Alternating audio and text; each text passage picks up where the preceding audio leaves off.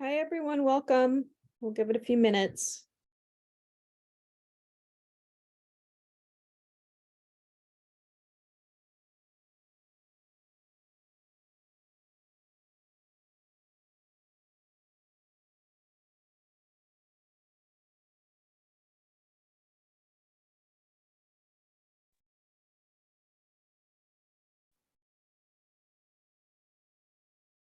Hey, Liz, just waiting for more to join.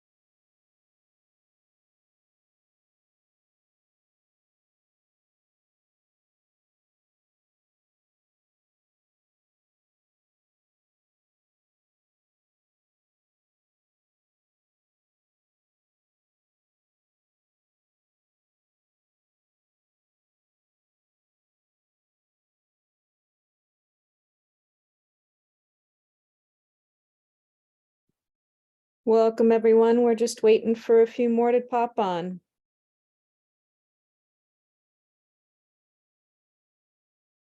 Hi, Officer Stummer. Good evening, everybody. Hello.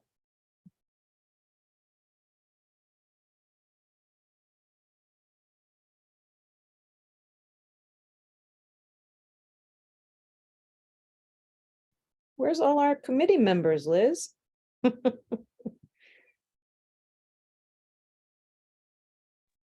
I am here, Signy, but I think the only one so far. Yep, looks like. I know Ilana's leave of absence, but I didn't see anything from anyone else. Hi, hiya. Hello, my dear. Hi, my dear.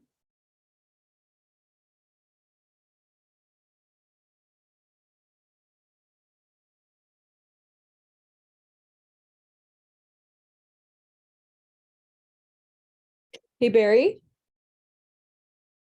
Yep. So I've not been able to send MailChimp out, which could account for some of the people not coming. Not our committee members.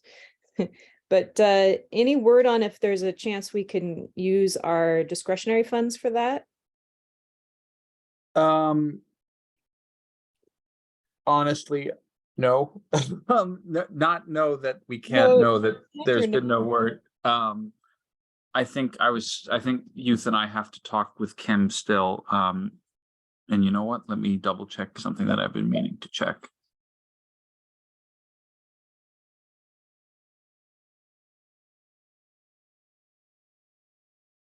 It could account for the lighter attendance, is all I'm thinking.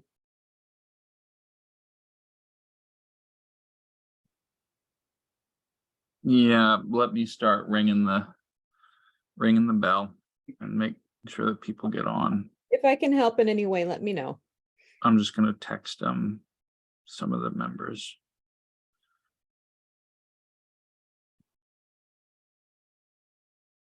I definitely got the email reminders. Yeah, the ones that go from the office are going out. But I stuck with the ones on MailChimp because we have over 500 emails. They've cut us off for free service. That's what's going on. So trying to see if we can purchase a MailChimp account for CB9 through discretionary funds, which makes sense because it's outreach. But we got to go through the channels to do that. So right. Not as many people might be here tonight because my MailChimp hasn't been able to go out.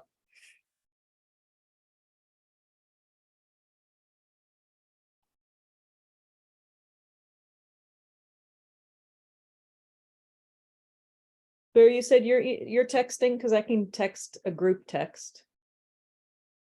Oh yeah, I am texting, but you can also, if you want to hit the group text. Let me hit one of the group texts. There's many of them. Let me find the right one.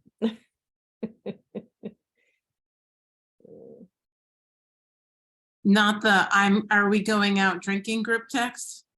That is a separate one. That's a secret one, Liz. You're not supposed to talk about Oh, I'm not invited on that one. that. Actually, you were the target for that. text. You were definitely invited, Barry.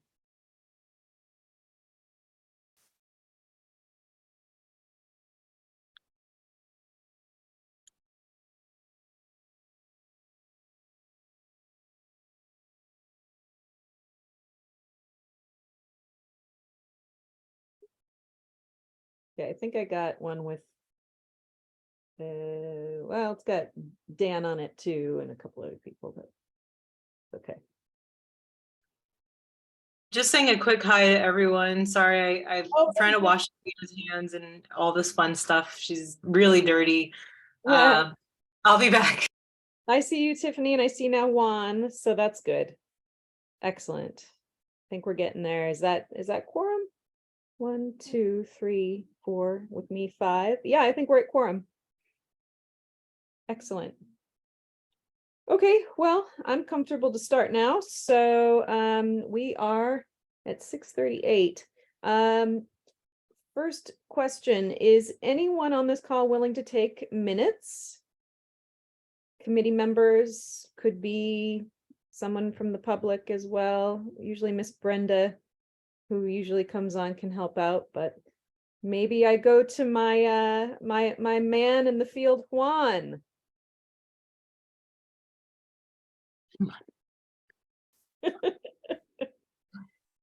Juan, you there?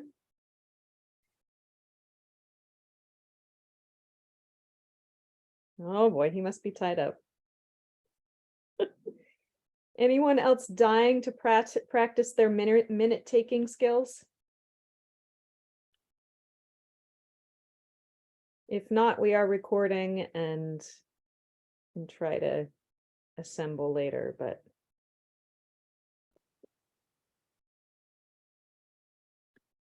All right, well, if we see Brenda come on, maybe we can ask her or. Hi, Stacy, thanks for coming tonight. Would you like to say anything tonight, Stacy?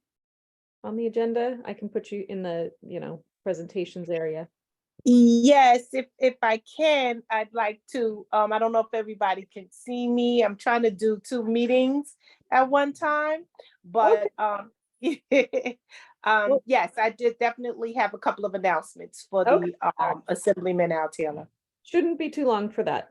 Okay, I see someone saying they're trying to get on. Hold on. Sure. Are you logging in? How are you logging in now? Give me a moment. Okay. All right, very good. Okay, so with that said, let's move forward. Let me put the agenda up on the screen. Let me know when you can see it. We can see it. Good to go. And I am happy to note that we have a new header that includes Sugar Hill. How sweet it is. Very good. The office just updated that, so that's great. That's been a discussion point. All right.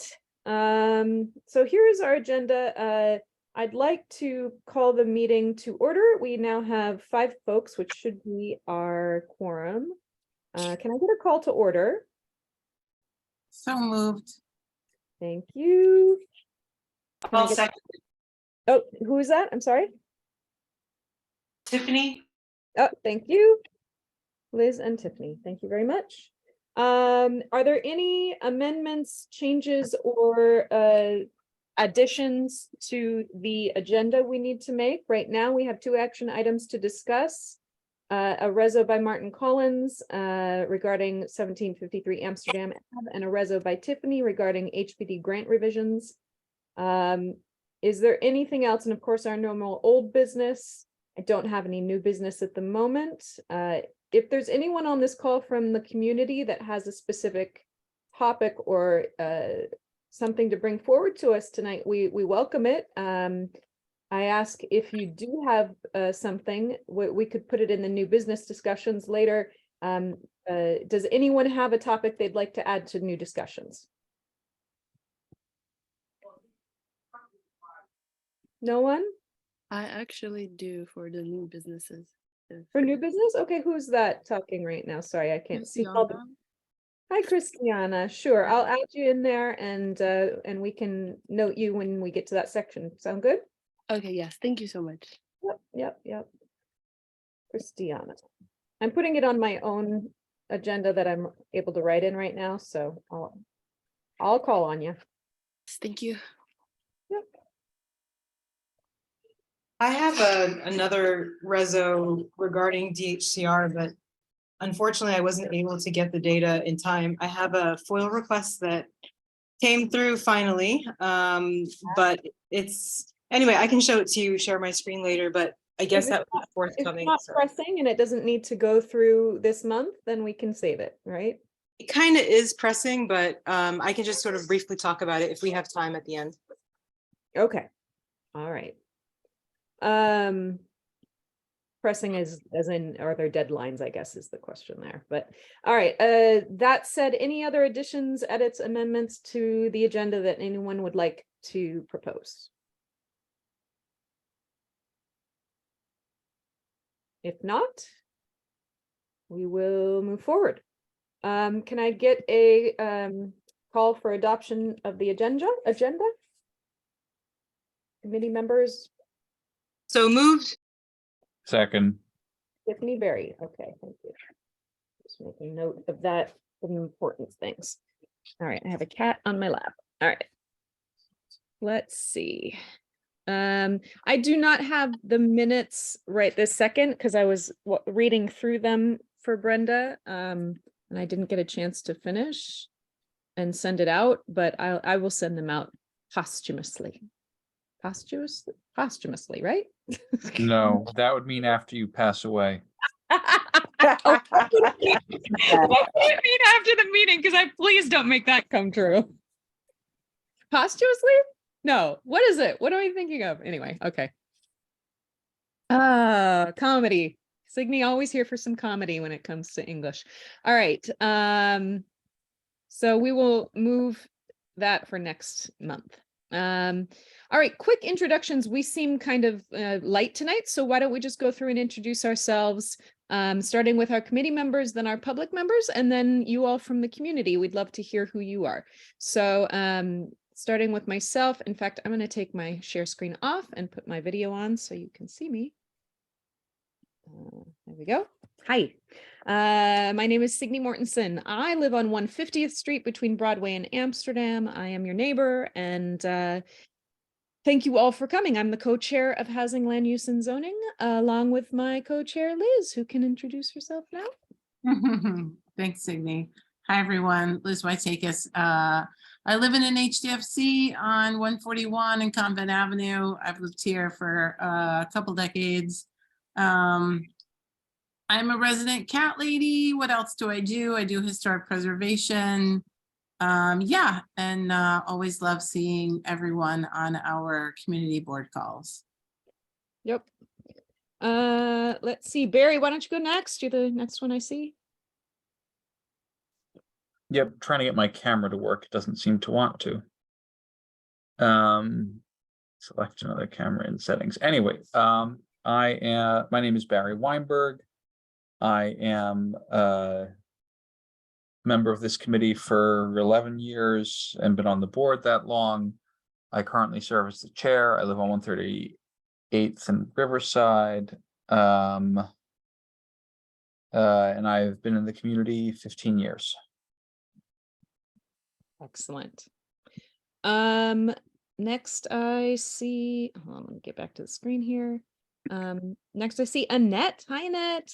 Glad you got in. Greetings, everyone. Welcome to our meeting. I am Annette Robinson. I have been a member of the board a little over 10 years, and I've lived in this neighborhood since I was 7 years old. And since women aren't supposed to tell their age, I shall not. But yeah, this is the neighborhood that I love, and I welcome you for participating with us. Excellent. Okay, next I have Juan. Juan, can you tell us who you are? Hey, can you hear me? We can hear you. Yes. Hi. I don't know what happens with my internet. Sometimes I'm on, sometimes I'm not. So I try the best I can. Yeah, I'm a high school teacher. I teach in Harlem. I also live in Harlem, obviously. I'm on Convent in 149th, and I teach at Convent in 135th. I've been here since 1993, and I've seen all the changes happen around me. And that's why I started being aware of my community boards. So now I'm a member. That's it. Bye. Yeah, that's the way it works. Thank you. All right, so next, let's see. Are there any more housing committee members? Tiffany, sorry, Tiffany, you're there.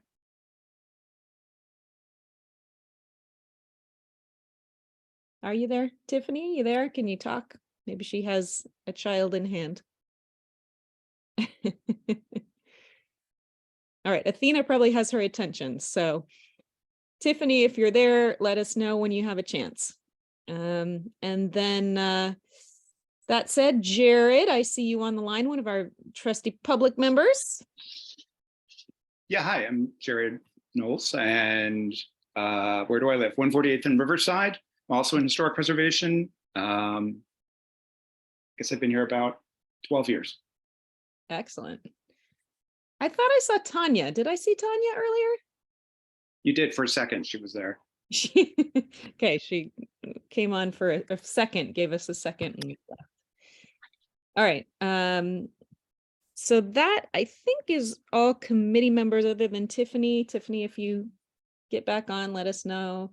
And then I see, I think, yeah, Heather Jason, she's one of our community board members and co-chair of, well, I'll let you introduce yourself.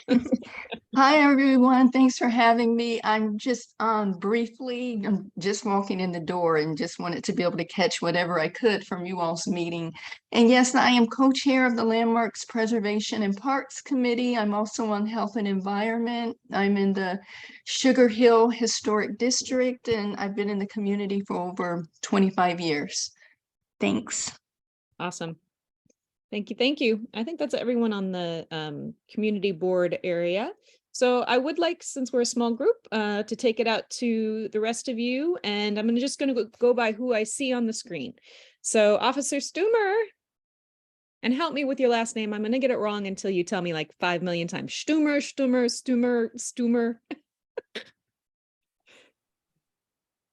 Hello, everybody. It's Stumer, but whatever Thank you. works.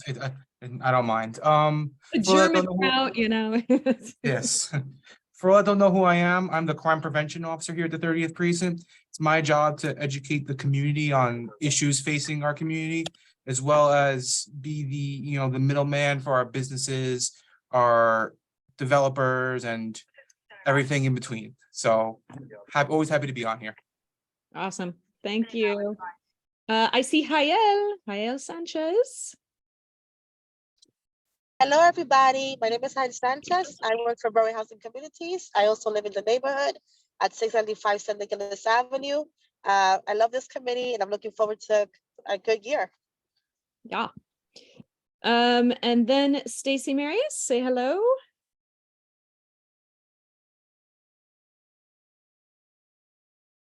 Oh, still muted, Stacy, still muted.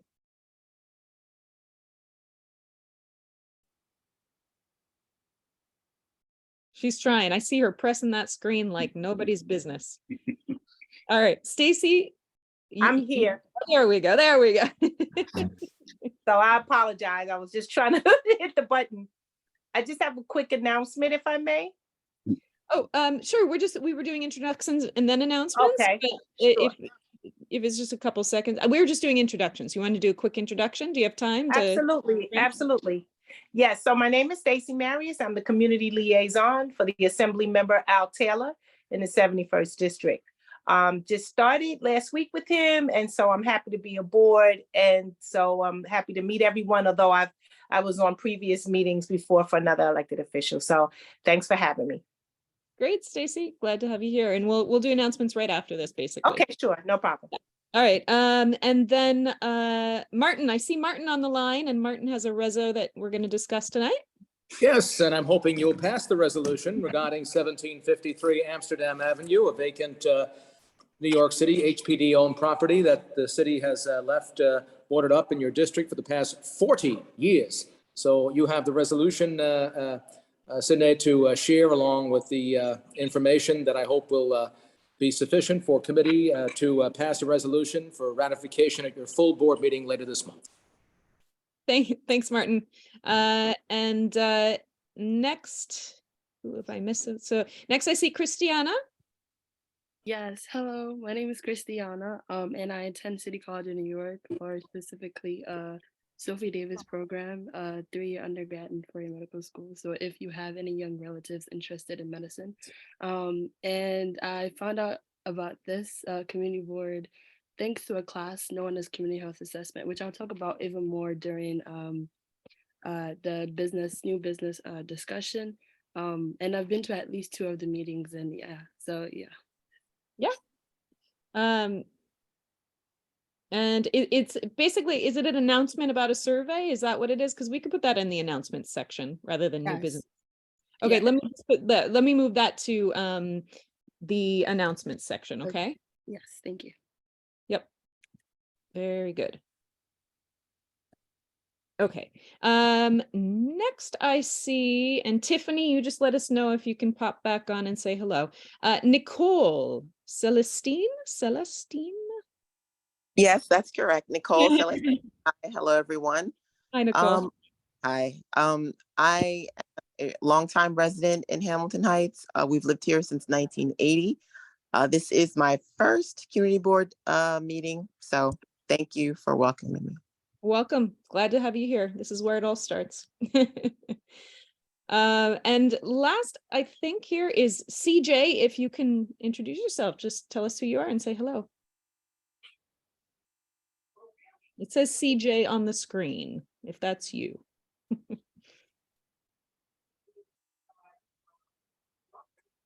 Maybe they want to be anonymous.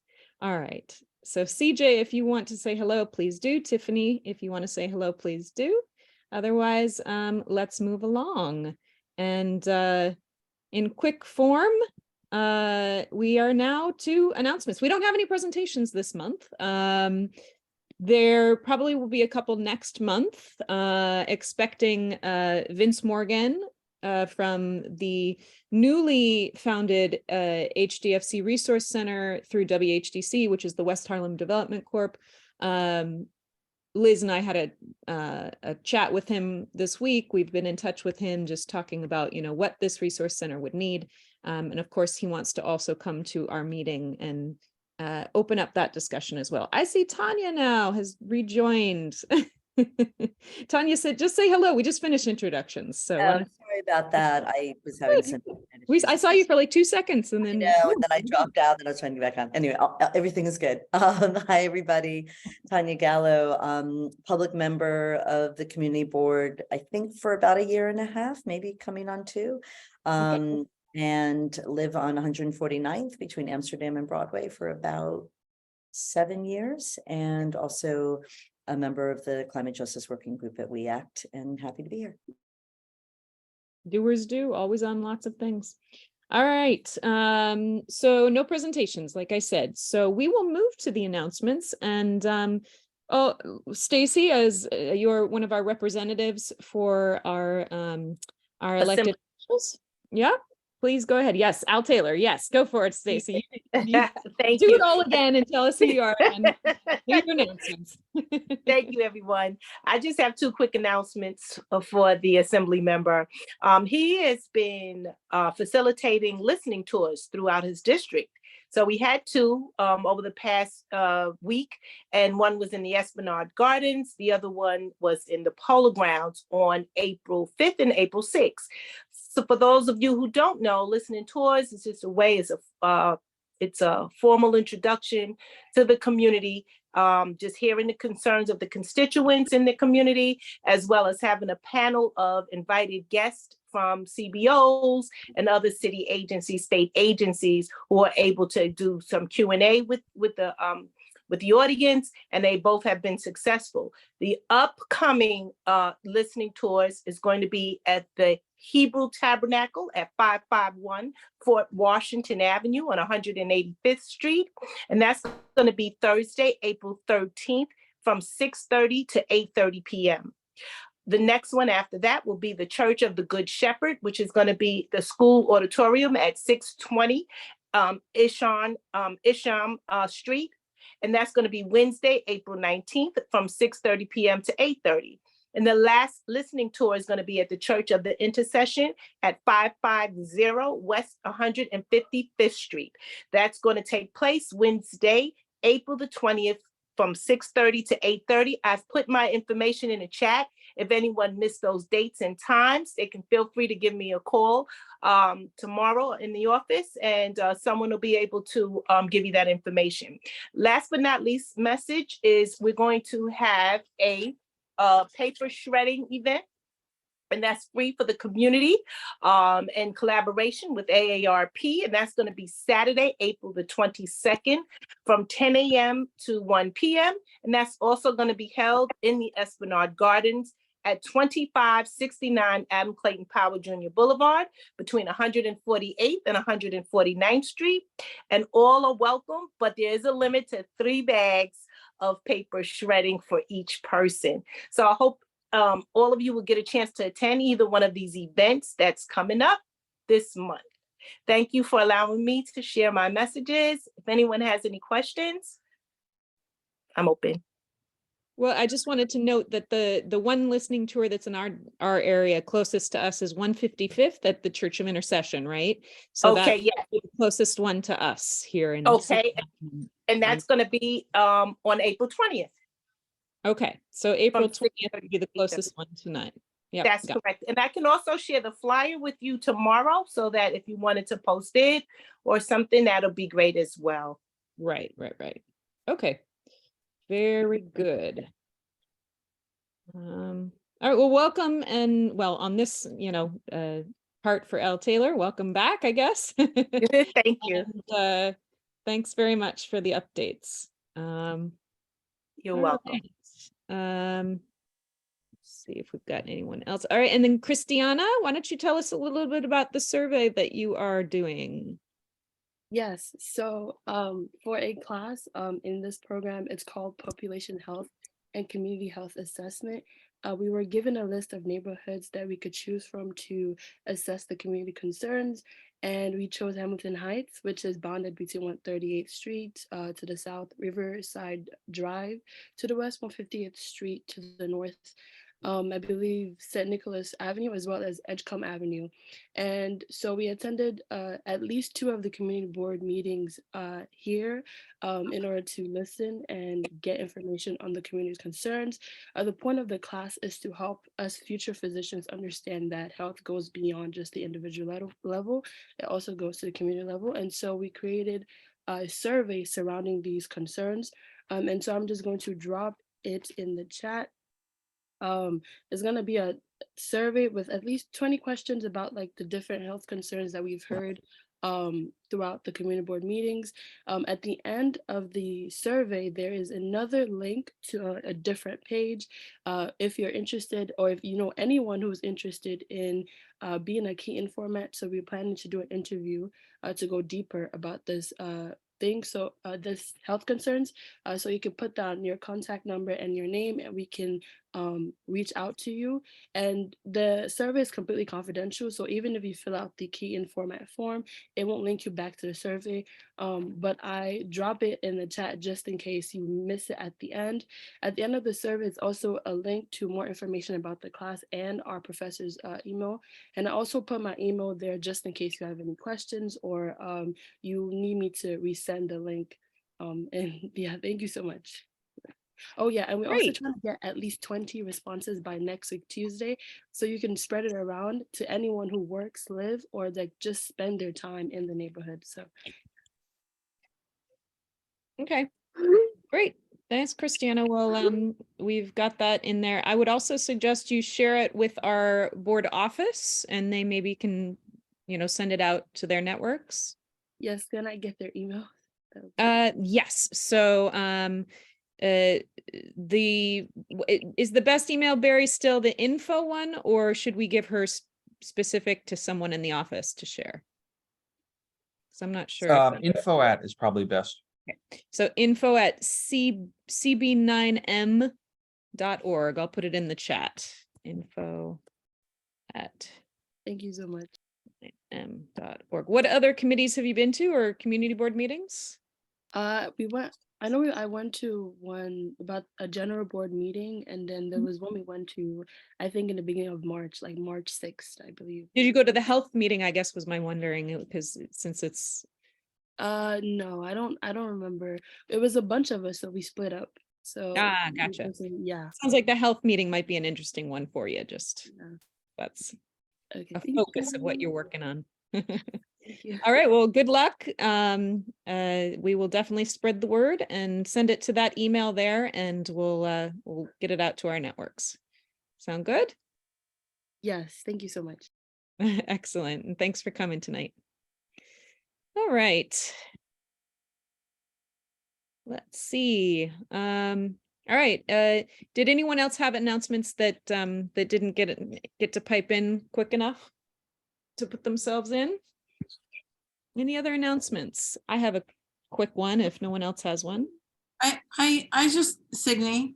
Yeah. It's, just real quickly, I put this in a text message to some of the people on the board, but 1649 Amsterdam Avenue. This is the Harry Simmons residence. May remember in earlier meetings this year that there was a proposal to alter that building. It is in the historic district, and the changes that were approved were for them to put bulkheads on top of the building, and the applicants or the developers for that project were saying that Landmarks wanted them to do the mock-ups for the bulkheads, and they are up now. I can see them out my window. So if anyone wants to see how big those bulkheads will be, it's Amsterdam Avenue between 141 and 142. They're very visible to me, but I'm on the 5th floor, and it's interesting to just walk Amsterdam Ave and be able to see how visible or not they are from the street. I think I can pop up that picture that you sent us. Hold on. Yeah, but it does have to be from a public thoroughfare, the view. If you want to testify about the view, you'd have to be from the street. Yeah. No, I can, it was very obvious to me to see it from my 5th floor, but from the street, yeah, it's much different. Yeah, that was from your window, right, Liz? Right. Yeah, this is from my window. Right. But from the street, it's not very visible, right? No, I took another picture from the street, but I don't think I sent it around to everybody. Okay. All right. Okay. So that's it's a good little update there. Yeah, thanks, Liz. Yep. Okay.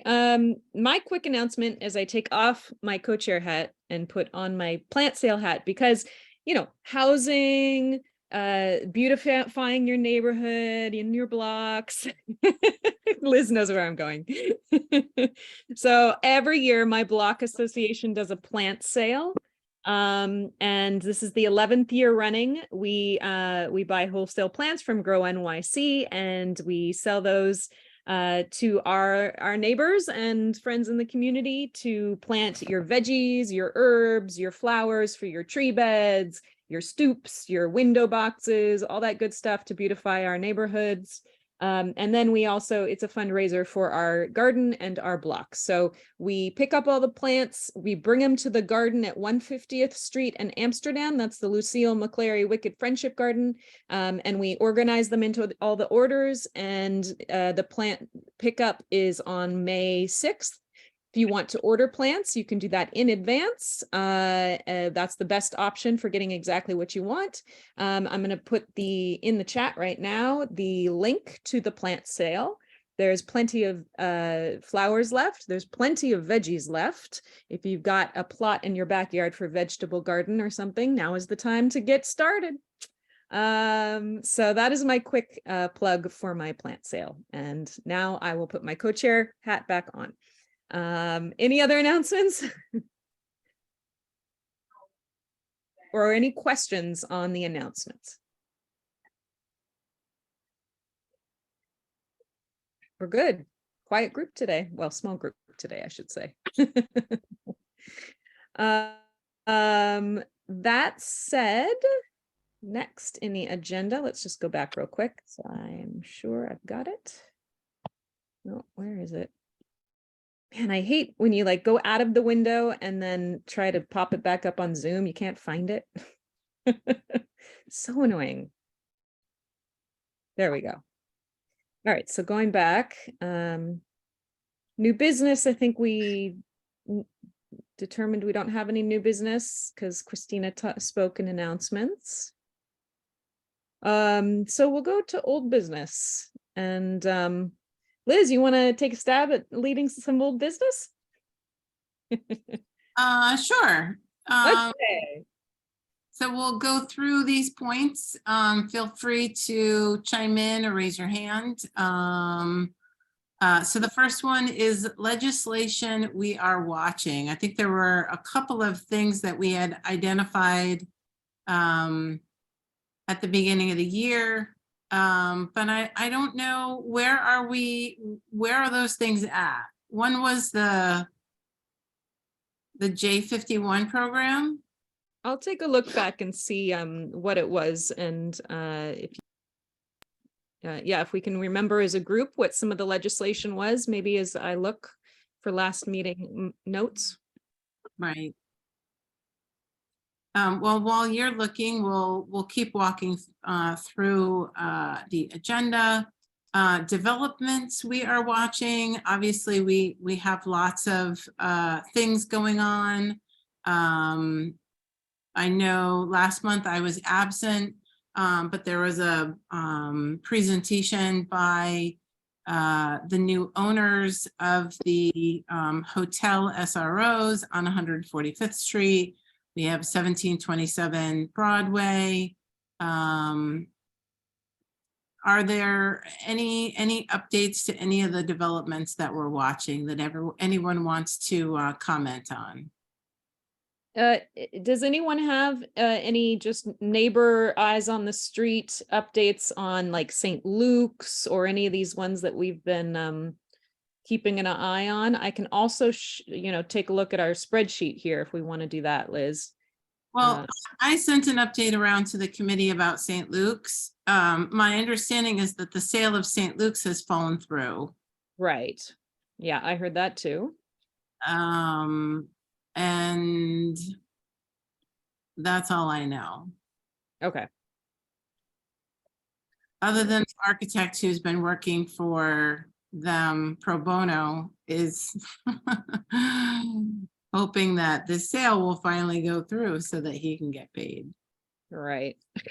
But the Park Service has cleaned up at least their area next to St. Luke's, where the Hamilton Grange used to be. There was, I guess there was some construction, or not construction, some trees that came down in St. Nicholas Park. I think that was just yesterday. And I walked by that and I saw that there was the tree didn't look dead, but once they had cut it up, you could see it was hollow on the inside. So, the trees, there's been a lot of activity on trees in our district recently. They've been trimming a lot of trees to the point that at one point I was like, oh my God, they almost cut back half my tree. But they are done by, certified arborists and things like that. And they can tell when trees are truly dead. And like you said, once you looked inside, you could see it was not healthy. But it was a big crew in St. Nicholas Park. It looked like there were 8 or 9 of them. Yeah. They seem to be really hitting our area hard with the tree care, which is not a bad thing. It's been overgrown for probably all through COVID. So getting some attention is not a bad thing. Now, hopefully all those trees truly are no longer with us. All right. Hang on the legislation. Did you find that yet? So the last meeting or the last couple meetings I'm trying to look at here, and the last one I see was the governor proposing lifting the cap on FAR 1012. That was the last meeting. We kind of said keep our eyes on that. Don't know if anyone has any updates on that. Yeah, I apologize. I still can't get my camera to turn on. Okay. But the budget, which this is part of this proposal, is like in Albany, they tend to stick a lot of important pieces of legislation in the budget, even though they don't seem budgetary. This was one of the proposed things that was supposed to be worked into the budget by the governor. The budget has, of course, been delayed. It was supposed to be passed before April 1st. We are operating on the second week-long extender so that the state government does not shut down. The Senate Majority Leader rather quotably said, "I don't want to disappoint people by telling them at the end, we're at the end of the middle." So the End of the middle. Okay. right. And so this is still being hashed out, but one major question that will happen is right now in New York City, you cannot build residential developments with more than a 12 floor area ratio, meaning your square footage of residential space cannot be greater than 12 times the square footage of the lot that the building is on. And so that doesn't mean it's capped at 12 stories, because you could have a building that takes up half the lot and has 24 stories, and then there are deductions for things that aren't residential area. But one big question is, if that passes, how will that be effectuated on the local level by the Department of City Planning? Will they, right now, the highest density residential is basically R10. So would we see R11, R12, R13s? Would they gradiate it out like that? How will this impact zoning for transit and affordability bonuses? I'm sorry, zoning for transit and accessibility bonuses, etc.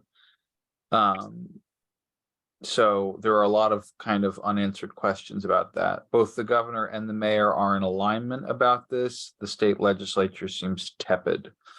Some idiot tweeted that Manhattan needs to do its fair share to address the housing crisis. And it's like, my guy, Manhattan has 25% of the city's housing units and 7% of the land. I think we've done our part.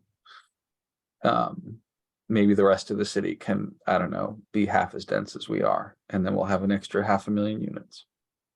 Noted in your last action item at our last board. Right. Harry, I have a question for you. Mm-hmm. What is going on in Convent? There is so many projects going on. They have torn up the all of Convent Avenue from like 140 to 150. Oh, you mean the streets, the Yeah. sidewalks? Beyond the construction in on each side of Convent. Now we don't have a paved street, and the amount of dust that generates, the cars don't stop running. When are they going to fix that? And the amount of pollution that we have to breathe in every time they pave this street, because I remember a few years ago they paved it and they did it all night, Yeah, and it was very loud, I assume, because the same thing happened Yeah, on this 138. that we're gonna lose. I think I am not sure what's going on with the grading and paving resurfacing of Convent. I have seen the curb cuts. It looks like they're trying to make them more accessible and, you know, wider to make it easier for people with wheelchairs, but it has been very difficult and kind of slapdash. So we can raise that and ask the Uniform Services Transportation Committee for an update there, because they are the primary interfaces of the board with the Department of Transportation, who handles street and sidewalk stuff. Yeah. But I'll also check through my email to see if youth or the office has sent out any announcements about street grading. Yeah, because last month they did a lot of projects with Con Edison and utilities, but that was a whole month of it. And now the streets are, I don't know, pre-paved. They're in the process of getting Yeah, there is I don't know the specifics, but there is infamously a lack of coordination between Con Ed, Verizon Spectrum, and DEP and DOT, all of whom have responsibilities for things under the street. Yeah, there's often no communication between all of them, so 5 things can be happening on the same block. It's happened to us too, on our block. But good point. I am now, yeah, go ahead. I have an announcement, or are we under announcements? We did some announcements already, Barry, but yeah, go ahead. It's just this was sent to us by youth a while back. HPD has included our community board district in a request for proposals for something called Partners in Preservation, where they are going to be, it's a little bit of a weird setup, but they're going to be paying nonprofits to do tenant organizing work in our neighborhood and other neighborhoods. It's weird because HPD will be like providing data and analytics services to highlight buildings that are likely to be with bad conditions or illegal deregulation, etc. But then I think case management will be handled by either the public engagement unit of the mayor's office or HPD, and reporting will be handled by like a prime contractor for Northern Manhattan. And then each neighborhood, the actual organizing will be done by subcontractors. And then like there's going to be attorney services through the Office of Civil Justice under HRA. It's kind of a wonky structure. But you know, this is, our neighborhood has been included as a neighborhood in high need of these services, which we are. And so I just wanted to let people know there was a pilot for this in East Harlem and Washington Heights back in 2018. That went well, apparently. Okay. I'm just looking back at some other legislation. Barry, our J51 reso that we put through, and last I heard senators looking at it. Do we have any updates on that? Not that I have had or seen. The bill doesn't look like it's moved in Albany, and none of the electeds that I check in with periodically, none of their offices have any updates on it. Yeah. Okay. Unless, I mean, yeah, Stacy, I don't know if you have anything, but yes, we have Stacy on the line. Of course, she's new, so I don't. So, right, and thanks, Barry. I haven't heard anything yet. Like it's only been probably a week for me, so I know the assemblyman is up there in Albany trying to get that budget done as well. So I don't have any updates on it, but I could follow up with Wendy, the chief of staff, and then Barry, I'll let you know if there's any updates. Okay. Sounds good. We also thank you. Yep. We'd also been talking about some bills about negligent arson and fire evictions and some things, but I also wanted to bring attention. There's, been an awful lot of fires lately, and a lot of them connected to these e-bikes. So does anyone know about legislation possibly about this, this situation? Because it seems like the e-bikes thing is blowing through the roof quite literally with fire. I'm sorry, Signy, could you repeat what you just said about negligent arson? Basically that entire Well, last statement? Yeah, that was something that I think you brought up, actually. And that brought to mind, I was looking at past legislation we're watching, Tiffany. Mhm. And there was some legislation that I think you brought this up actually about negligent arson and fire evictions, but it brought to mind also the e-bike situation. And if anybody had heard anything about legislation against like these e-bike fires and you know, preventing these e-bikes from exploding. I don't know if anybody's heard of anything about that, but Tiffany, it was I think that what you brought up that brought that to mind. So. Okay.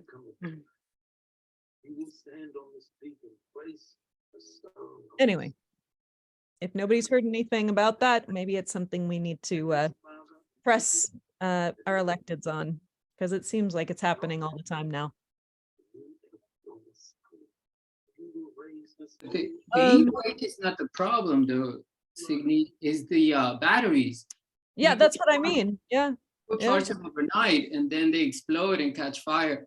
Yes, that's what I mean. The batteries. I mean, that's the e-bikes with the batteries. Yeah.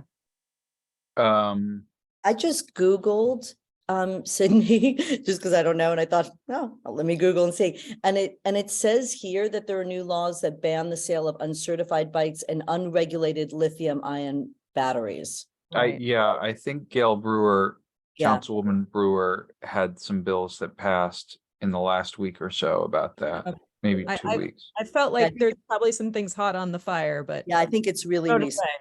Yeah. And just to put in perspective, everybody, last week we conducted inspections of all our bike shops in the precinct just to make sure that they weren't selling any bikes that were, you know, didn't follow these rules, because there are coming out with a lot more rules now regarding these bikes. And it also comes back to DOB with buildings and the fire inspectors of getting them in buildings and doing inspections.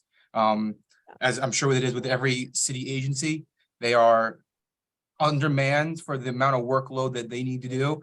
But I've seen videos, especially with FDNY fire inspectors. I have a few friends who are on that job, and they send me pictures of some, like, especially downtown, where like they'll walk into an establishment and there'll be 30 batteries charging. Like they like it's insane. So it is a big concern. And I know some prosecutors even want to make it, you know, criminal charges, because right now I think it's only like a misdemeanor summons, but I think they are looking at trying to make it a more steeper, you know, like almost reckless endangerment charge, like felony charges, where they're creating such endangerment and such a dangerous environment by storing these bikes, not only the charging for them, but the bikes themselves, because what's causing the fire is the battery itself. It's not the bike. The bike is just holding the battery. But you know, a lot of times is that they bring them inside. I want to say it was almost 3 or 4 months ago on the east side. They had a very large fire in one of the housing projects, and that it had started because someone had brought their e-bike into their apartment, and it had, you know, it had combusted, because you know, a lot of these e-bikes, they buy cheap, they buy, I hate to say they buy foreign, and there are a lot less regulations that go with that. So thus, under extreme heats, extreme colds, they cause, you know, these explosions. Yeah. Juan, do you have a question? Yeah, I wanted to ask the officer, well, 2 questions in one. These new restrictions and inspections are really good, but people have been buying and selling e-bikes for a while now, since COVID started. But another thing is, my building is overcrowded. And there's a lot of young men who work on these Uber apps and whatnot. And they all, you know, they all park their bikes, they chain them to the guardrails as you walk down the stairs. So is there any chance that the 30th precinct is going around buildings and checking to see if things are unsafe, or the fire department? Yes. If I'll be honest with everybody, it's a tough balance, because we don't want to, you know, take away people's means to make a living, which a lot of these bikes are. But at the same time, though, you know, we need to keep the community safe. We need to keep the residents safe.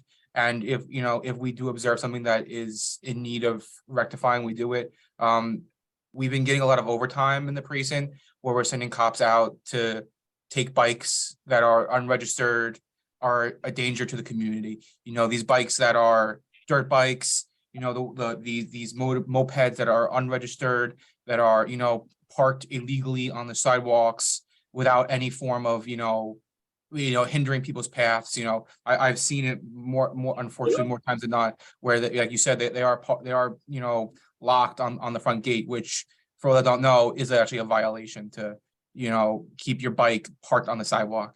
The bikes are vehicles and thus are required to be on the street and not on sidewalks. So where legally are e-bikes supposed to be stored and charged?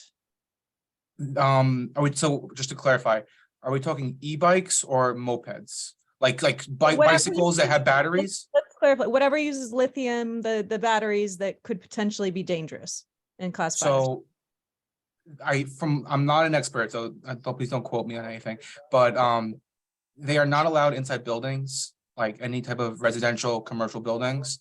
As far as charging goes, usually what we kind of recommend is like usually if your building has like a side alleyway, keep it on the side, talk to your landlord about, maybe organizing a way to charge it there, lock it away there, keep it safe, because obviously we don't want it stolen. But at the same time though, if you need to charge it overnight, we want it in a place that's safe, but also not in the risk of, causing a house fire.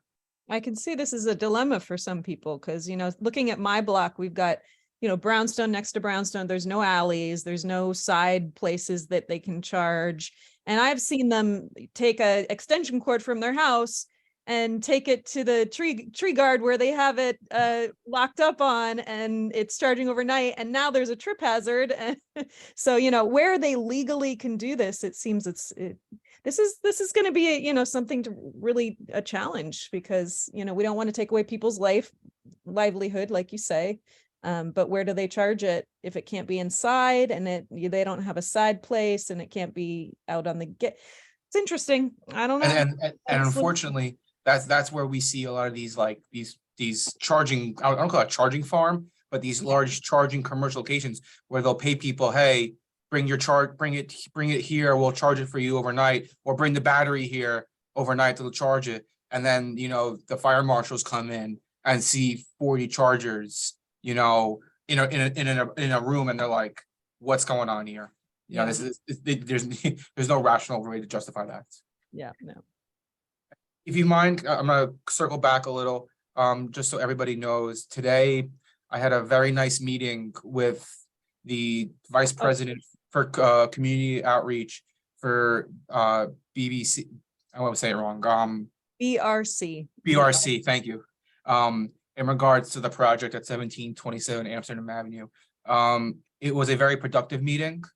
I brought up a lot of concerns that the 30th precinct is having with this location, with this project. I was told that this will not be the last conversation, and we're definitely trying to go long term with them, making sure that we're with them with every step of this project. So therefore, we're keeping the best interest of the community at mind.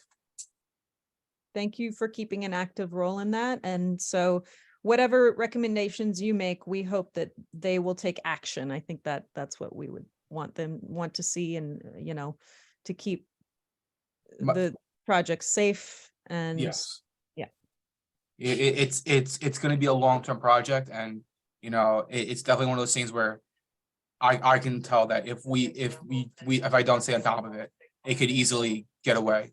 And that's why we're making sure on the 30th precinct that we keep a close eye on it and make sure that the needs of the community and the safety of the community is first. One thing that we have both reiterated to 1727 BRC is what is the plan in perpetuity of safety and security measures, guarantee that this is not something that's just a couple years down the road. We're talking what is your long-term plan? So thanks for that. And I should add then that in case you'd missed last month, some of us went on a walkthrough of an existing location of theirs. And it was a lovely location. It was not exactly like ours, and definitely not in the kind of neighborhood as ours, which is very dense and lots of other, supportive housing nearby and lots of other supportive services nearby. So a very different location. But Liz and I both agreed it was definitely a nice building. We could have, better than my apartment, I'll say.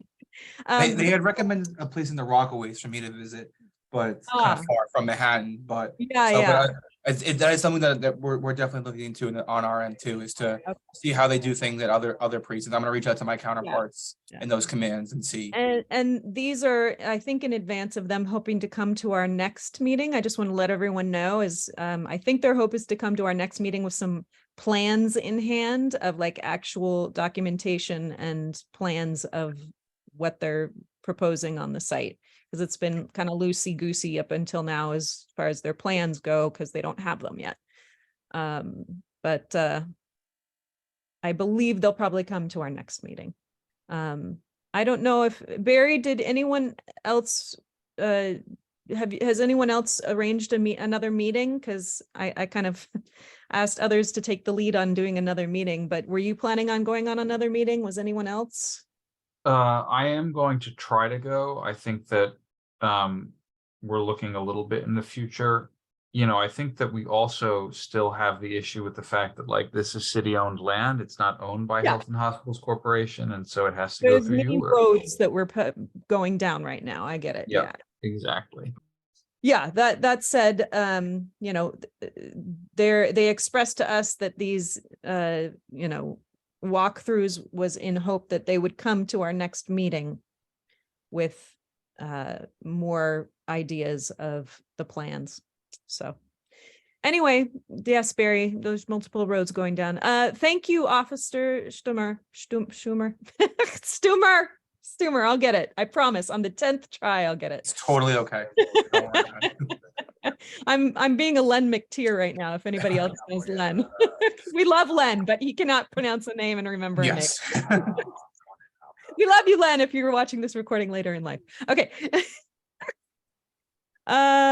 Liz, sorry, I had a couple of things to cover there, but the developments, is there anything else? I have the spreadsheet up. I can go through a couple of these to see if there's anything else. That was 1727. What else do we have here?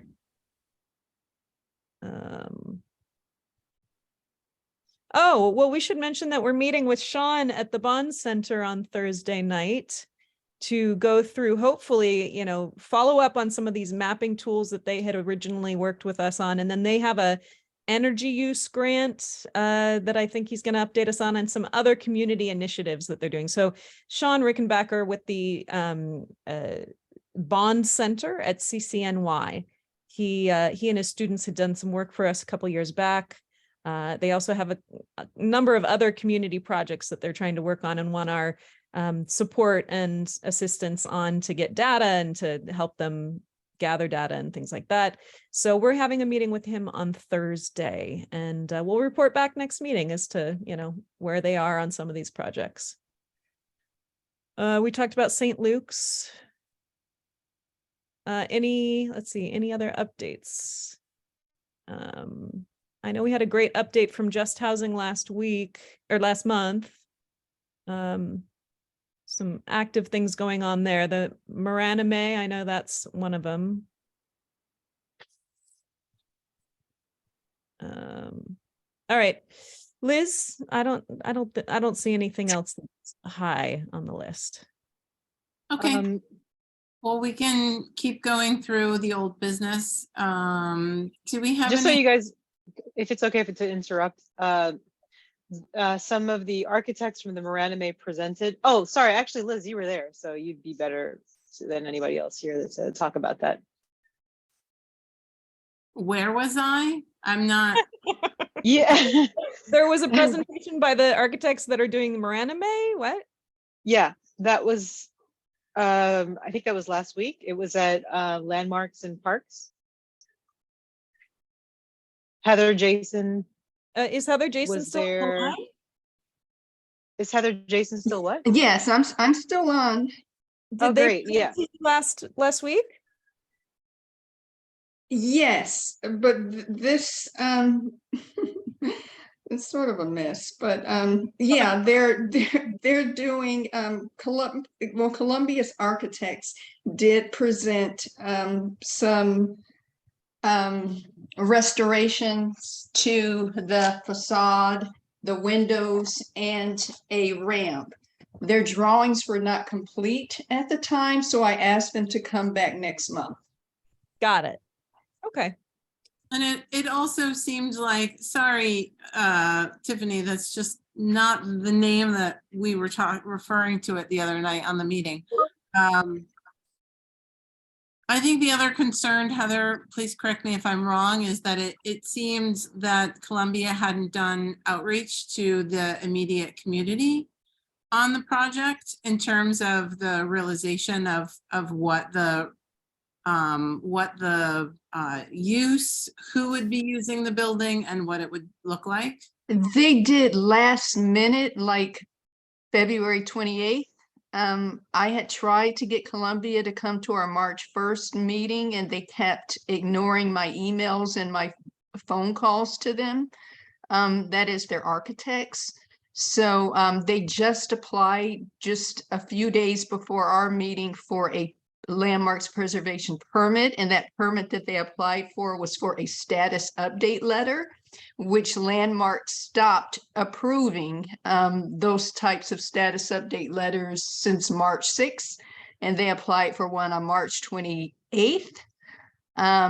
So because I couldn't make a determination as to the type of work or what that permit was referring to, and landmarks isn't issuing any status update letters, nor is DOB approving them.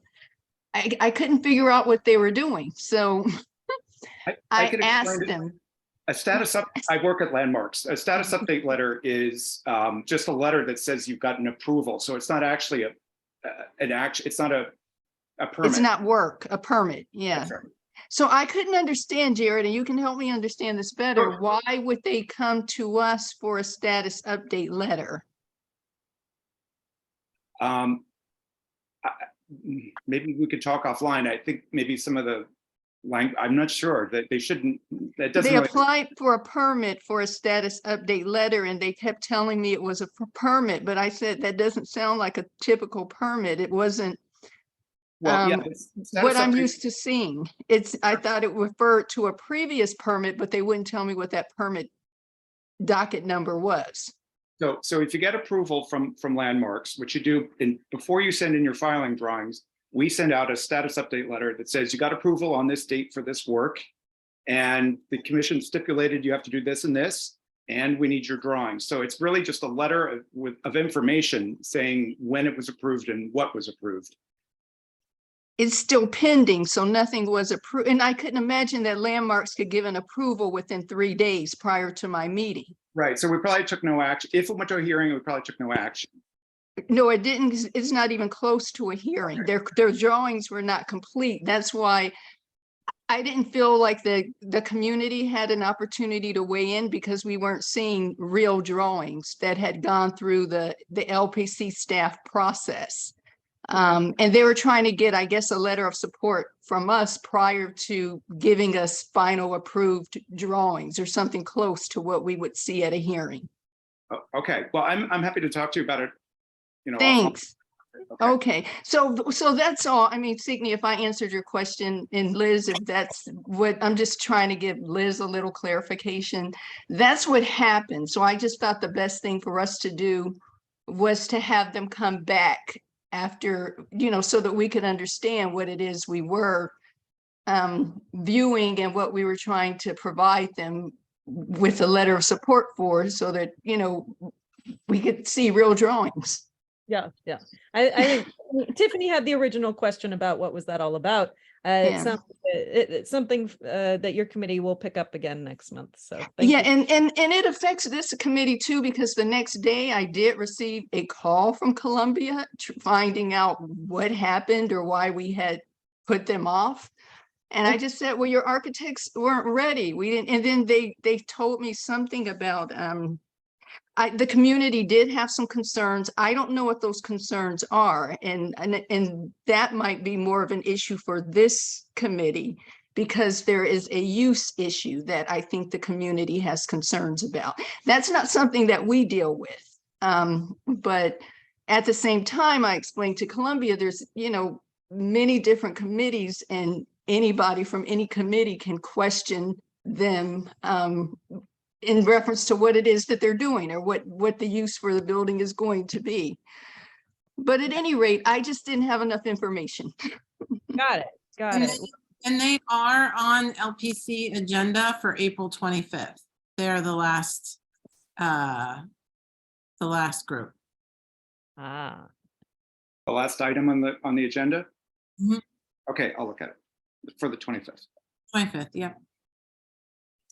When I last looked at the permit, which was right before the holidays, it just said it was still pending.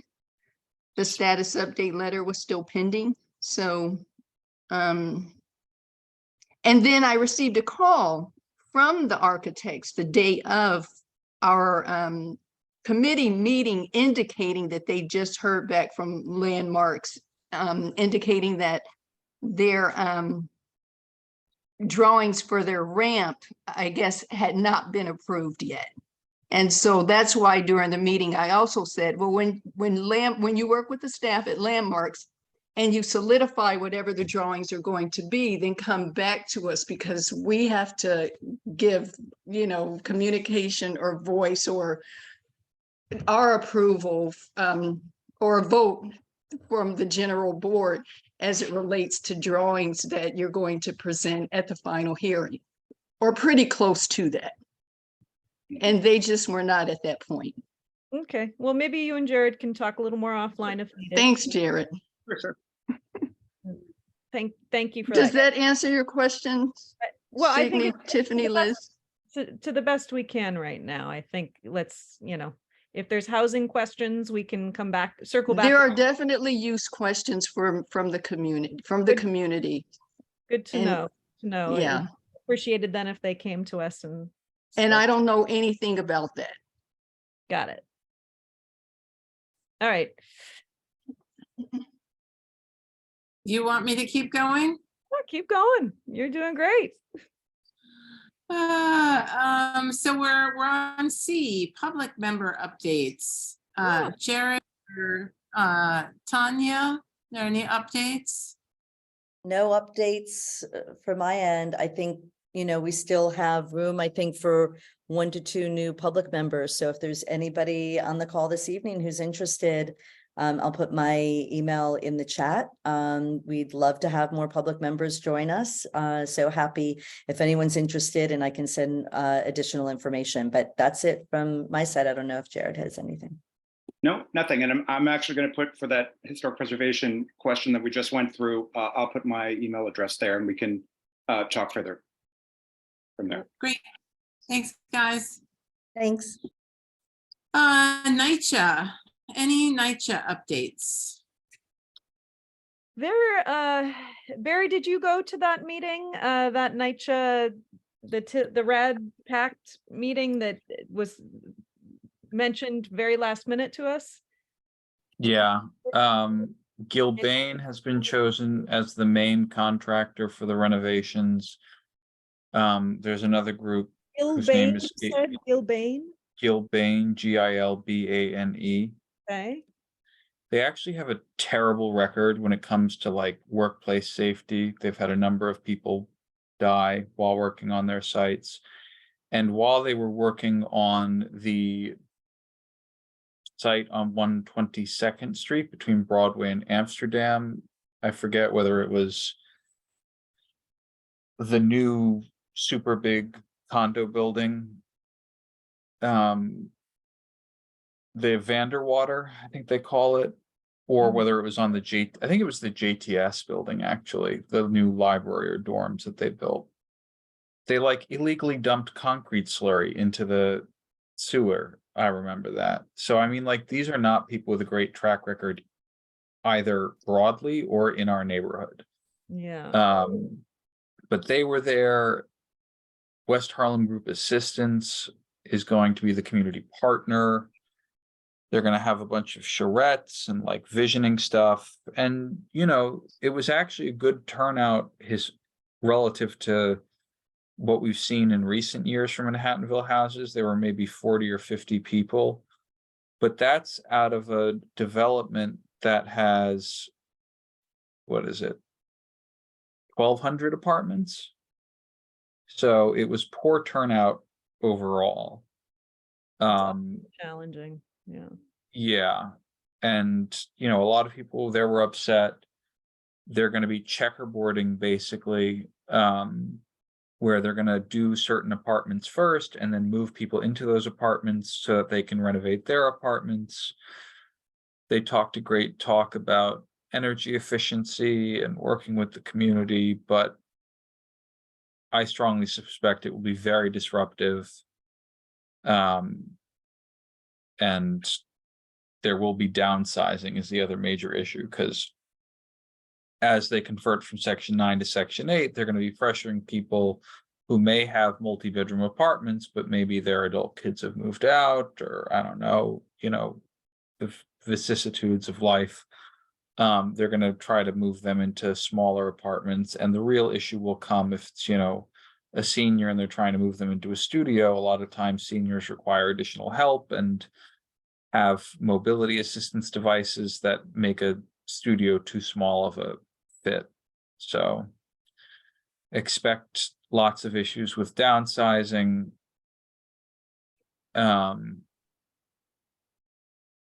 Etc. Yeah. Okay. All right. Well, thank you for the update, as concerning as it may be. Are they doing, hey Barry, are they doing exterior work on Manhattanville? Yes. I mean, that's actually the important work, right? Like with Pact and Rad, they love to do a whole song and dance about new cabinets and new bathroom tiling and this, that, and the other thing. But the real issues in NYCHA housing are leaking roofs, leaking or not sealed, weatherproof, whatever, building envelopes, plumbing, not as much electrical, but elevators. You know, like major building systems are responsible for the vast majority of issues in NYCHA, because those are what contribute to the mostly leaks that wind up causing mold and all of the other issues that residents of NYCHA have to deal with. So, you know, all of this stuff about like new floors and new cabinets is nice, but if they don't fix what's behind the walls and causing the actual systemic problems in the development, this is not going to make anyone's life better. So, Right. I would be interested in taking a look at if there are drawings of what they're proposing. I think they're going to keep the blue glazed tiling. Oh, in fact, no. You know what they announced? They announced that they're going to apply for the same stupid SHPO credits that they got for Audubon. It's actually not stupid, because those buildings were designed by William Lescaz. Oh, right. I'm sorry. I forgot that we have divergent opinions about the value of mid-20th century architecture. But we go. No, that's great. I'm actually very happy to hear that they are recognizing the fact that that project was designed by a notable architect. And you know, I mean, the color inclusion and the tile work is actually, I don't know, I kind of like it, Barry. I mean, I don't object to it. I will note though that the architect that you mentioned, while I do not find the architecture memorable, the landscaping of that development was such that every apartment got light and fresh air, and they are completely destroying that by selling air rights and a portion of their parking lot to a private developer who's going to build like a 26-story tower on Amsterdam Avenue, blocking that light and fresh air for a large number of units. So, I mean, maybe complying with the letter of preservation, but certainly not the spirit.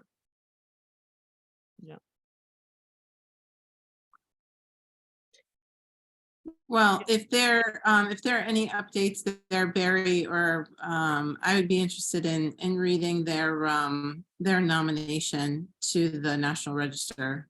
And who was the landscape architect on it? I mean, that could be, I mean, I don't know if that's a significant means of stopping the development, but if they won't get their tax credits because they're compromising the integrity of the site, you have a problem. Yeah, I'm sure that whatever political deal is necessary to get their credits, they'll have made. That might be slightly cynical, but well, maybe in New York, but not all SHPOs behave in that way. I don't necessarily know about if New York is better or worse. well, anyway, I'm going to stop myself there. But we should definitely invite the partners in the project to come. I think that they would come to a committee meeting. Good. That would be great. Invite developers to.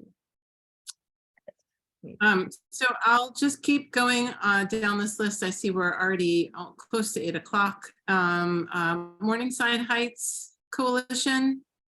Anyone here? I don't think anyone specifically is here from there. Barry, is there any Morningside Heights rezoning updates that you know of?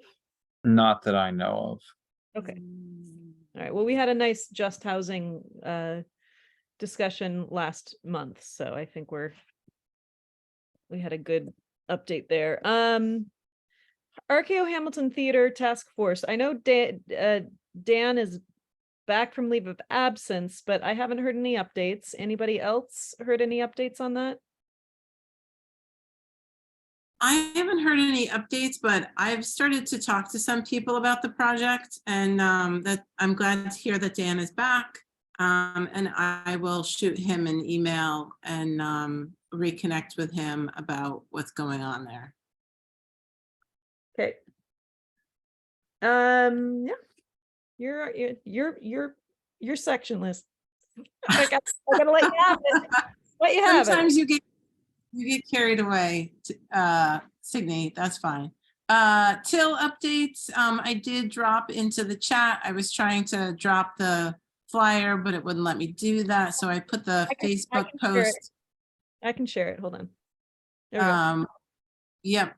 Palante is doing a town hall on Tills. I think I have 4 events that night, one of them being our full board meeting. So I'm this in place of our general board, not if you're on the community board, but maybe a public member, if it's something that you're interested in, that would be nice, and report back. It would be great if someone could go. It could be anyone from the community that was interested in on this and possibly could report back to us at the next meeting or in email form. I'm sorry, I would do it, you guys. I have my stepdaughter's birthday that night. Otherwise I would go. All good. Anyone else on the call and planning to go to this? I could go, but oh, is this the information here on the screen? Okay. Yeah, I could try. Yes, yes, it is, Jared. You should definitely go. I will be there for a portion of it, and then I'll be hoofing it back to City College for the board meeting, but I'm giving a presentation on the historical issues of Till and the financing of the current program and how HPD is. I'm too tired to come up with a polite word. Screwing these Stealing? Well, it's not quite stealing, but saddling them with a bunch of debt and misleading elected officials about whether or not they have to do that. How about that? There you go.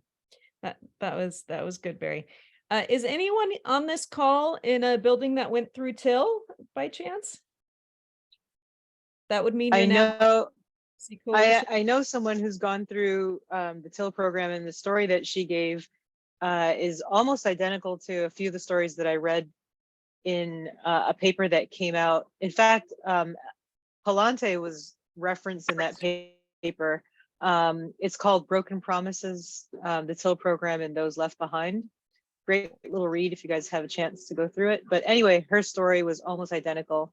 And I'm hoping that I can get her to attend. She lost her daughter very, very tragically 2 years ago. So I'm trying to be sensitive to that. Well, I should also note that, of course, Olga, who's not here tonight, but maybe I don't know if she's available this night. She is someone that has gone through the TIL program, going through. I don't know what's going on with her building. That was something that me and April worked with her on her building. Well, HPD maintains that 640 and 644 Riverside are not TIL buildings and never were. Okay. I don't know where to begin.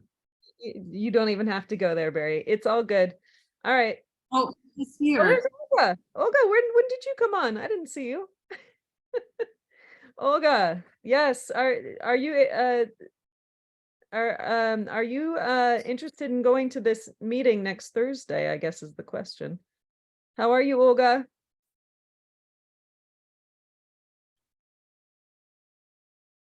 Can you unmute, Olga? Are you able?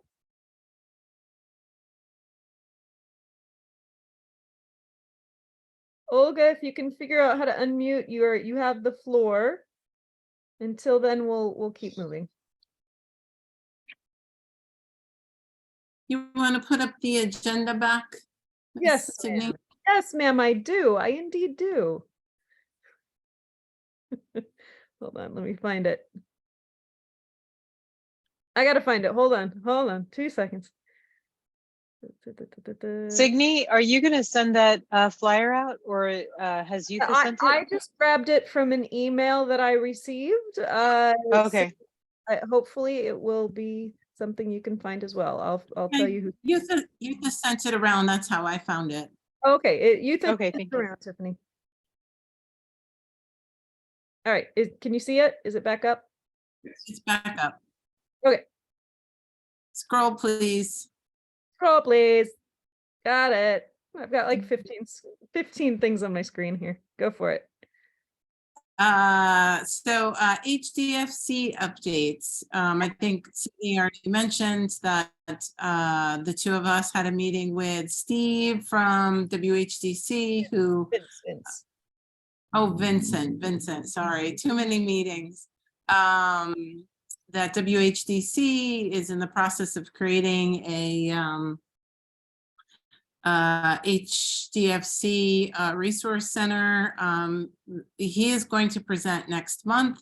So please tell your friends who live in HDFCs that presentation will happen in May.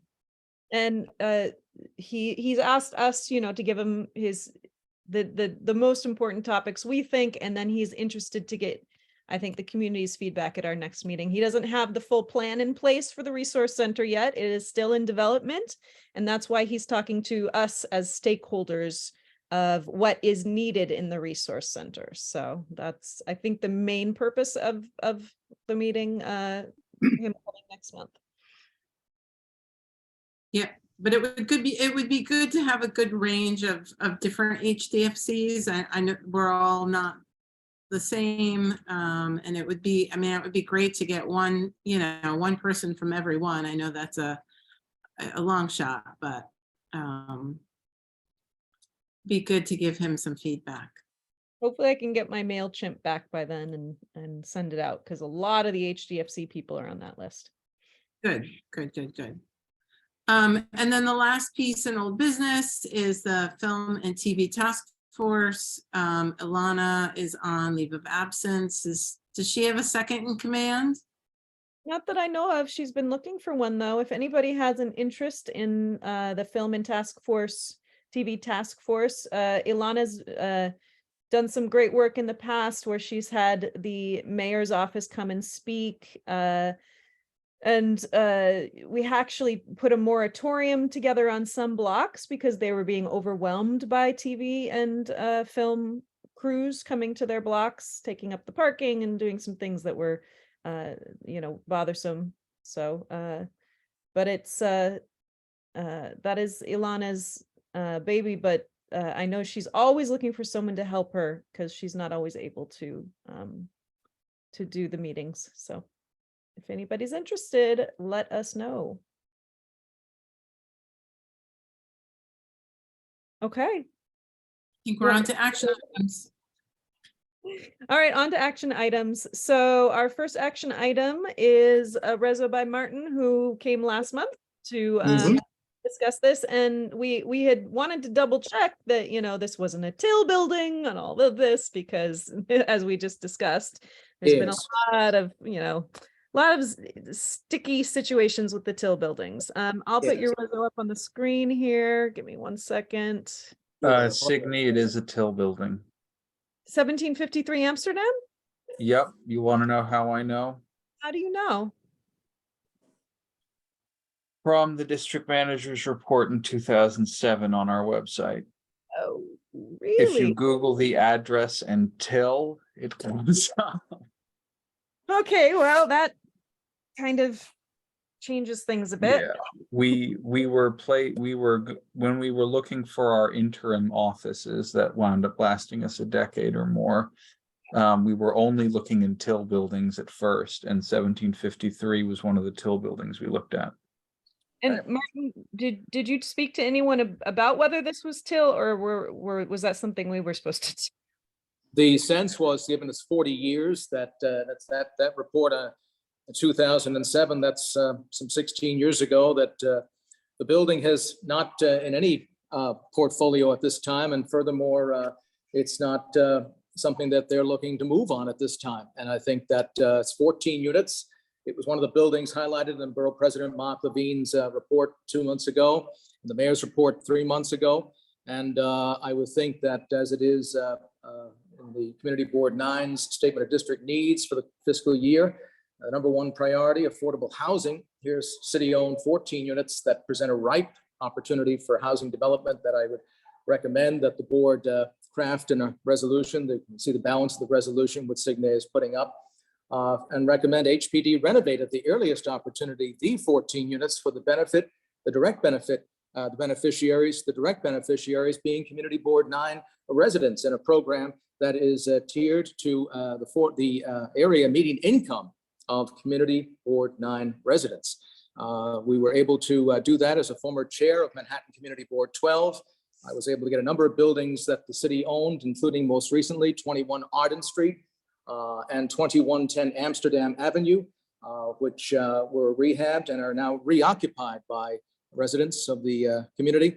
21 Arden Street is a co-op, and 2110 Amsterdam is a rental building under the auspices of Community League of the Heights is the community-based not-for-profit for 2110 Amsterdam, and Northern Manhattan Improvement Corporation, the not-for-profit group that manages 21 Arden Street. So I'm hoping that we can see consensus and move by the committee to recommend that a resolution that will go to the full board for the renovation of the 14 units at this building, which is on the corner of 147th Street and Amsterdam Avenue. The city foreclosed on it in 1985, and they've owned it ever since. And I think it's time to let HPD know this is an opportunity that should not be passed up, and that the agency should take action to restore the building and also any other similar sites under its control in Community Board 9, and package their redevelopment for income targeted affordable housing. So I'm 100% wanting to push them to finally get to these buildings. This building in particular, of course. But what are our challenges though? If this was a Till building, I mean, if it's still under that program, there needs to be some sort of push to make sure that that's done right. But I Yes. don't know. I mean, And that's where the resolutions that were passed at Board 12 for those two buildings I mentioned, Yeah. it took some 5 years to get the agency to move on that. First of all, one of the buildings, 2110, was in deplorable condition. It had no roof. That's how badly they had left and allowed that building to rot.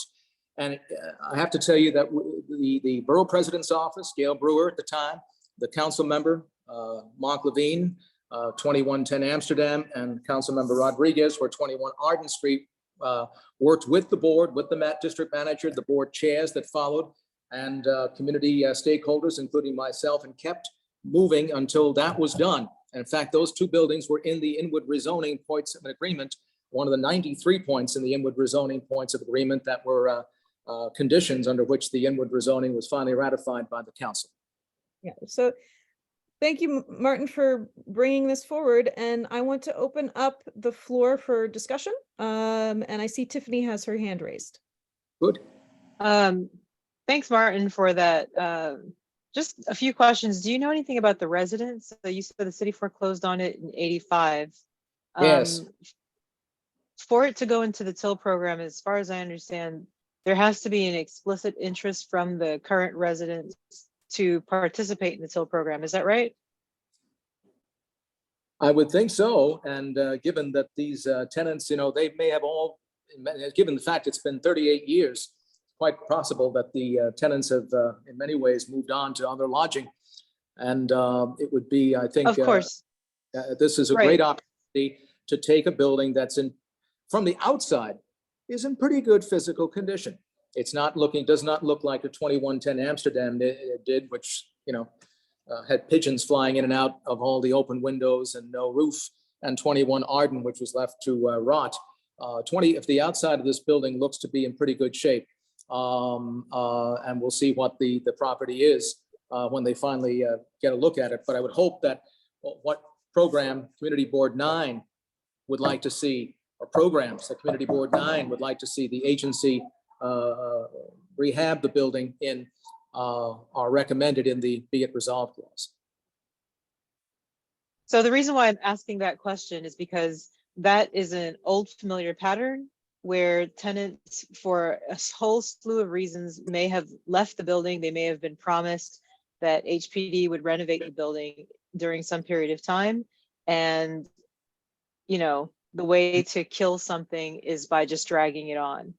Yeah, well, so they tried that with 21 Arden and 2110 Amsterdam. And I have to tell you that in the case of the latter, it was the borough president and council member Levine who called, found out who at HPD had this building, 2110 Amsterdam, on their desk, and told them, you're to move on this building. We're not going to sit here as a borough president and a council member and allow this building in a deplorable condition, no roof, no windows. It was that political muscle that came with it, along with the community board, all the stakeholders, that forced the agency to move. Right. I was hoping that maybe if we got more of those tenants to talk a little bit about what happened, this might help build a case that might push HPD and other officials to do something. And that happened with 21 Arden Street. In fact, there was some press coverage on that, I believe. DNA Info, which has passed sadly from current events into history as a reporting agency. I don't know if the Patch did it, but the DNA Info, I believe, did an article on 21 Arden Street. They actually met with Councilmember Rodriguez at his Washington Heights office on more than one occasion. And they were successful after the resolution was passed by Community Board 12 to see that with his help, borough president's help, 21 Arden moved. That was the first to cross the finish line. 2110 Amsterdam followed shortly thereafter, given it had a much more a serious renovation to go through, given its physical condition.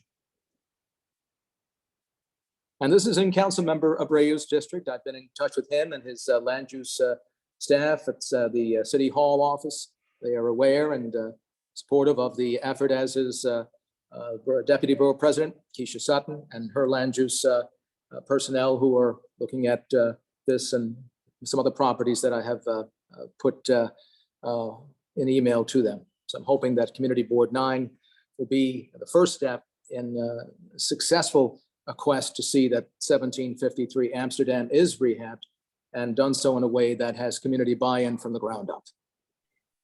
And Juan, I see your hand. Oh, So Martin, do you, so you keep the pressure on throughout as long as it takes to get this project going, right? Yes, sir. You specifically, right? Well, we certainly reach out. It's about who dresses it up, and having the borough president's office, the council member's office, the community board, and effective public pressure helps to see it cross the finish line with success. Yeah, shame moves people. Yeah. So what is your criteria? How do you begin the process? You just walk around the neighborhood and you look. Well, I'll tell you exactly how I found it. I was waiting for the light to change at 147th and Broadway in the summer of 2021 during the Uptown Art Show, which I coordinate. And I was waiting for the light to change, and I looked, and above the pull-down gate was this rectangle with an X in the middle of it, and that sometimes is the city's imprimatur that they own the building. So I contacted somebody at the city to verify my findings were correct. Not everything online is correct, and they verified that the city not only owns the building, HPD has owned the building, but they foreclosed on it some 38 years ago and have owned it ever since. And that, I think, is that's exactly how I found 2110 Amsterdam. It was the folks at the Community Lay of the Heights Technology Center, who after an art stroll event back in 2015 said, "You see that building across the street? City owns it." And I said, "Well, we're going to change that." One last bit and I'll let you go. Have you seen across the street from that big open land they started constructing before COVID or during COVID? They made a big that's children's. to make a basement, and then they just left it. Oh, I see. It's a development I am not well versed in. Oh my God, it's terrible. I think I will be along Amsterdam, St. Nick a little bit later this week, reaching out for the aforementioned Uptown Art Stroll, and I will make note of and take a look at that location. It's right across the street from the building that you're talking about. It's next to a funeral home. Martin, did you do you remember in the 90s or 2000s there was a line that you would call for movie information? It was the movie guy or something like that. You sound just like that man. Well, and my one of my many hats is I'm the public address announcer for several institutions of for college sports. Oh my God! Every time I listen to you, I'm like, I know your voice. I'm done. The end. Thank you for your kind words. You have celebrity in our presence. Annette, you have a question for our celebrity? I do have a question, but I believe Martin sort of answered it, because I was just wondering if he was aware of something that we didn't know, because we don't normally, not to be territorial, have folks from CB12 finding affordable housing. So I was wondering what brought him here, and he's mentioned cloth. So I'm just really, the elephant in the room is, do you know something that I don't know? Or how is it that the board we're aware of this building, but how is it that the board members or our chair or us were just contacted first before this resolution came up? Because it seems as if you've talked to quite a few people prior to us. Well, I'd written to the board in January of 2022 about it, but did not get a response. And then once the new borough president was seated, I had mentioned it to him, actually at a street co-naming ceremony in May of last year, as well as the council member, Shauna Bray, who happened to show up to that street co-naming up in the Heights. And they gave me their land use people to reach out and talk to. So I spoke to them and I said, I think having followed a roadmap that was successful at Community Board 12, and I'm often in Community Board 9 as the art stroll covers West Harlem, Washington Heights, and Inwood.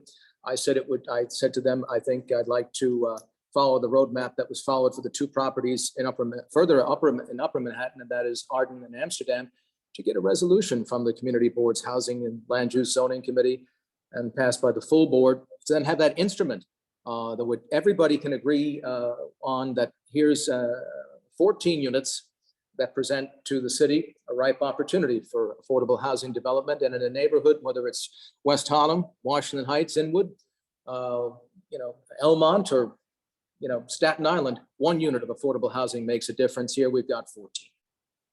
Yeah, I understand that. I just wanted to hear what the plan was afoot and who were the players behind the scene. And It was the city HPD, answered just that. if I can, it was city HPD who, after the renovations and all of the discussions, which I am not part of that. I'm just a private citizen when it comes to that respect.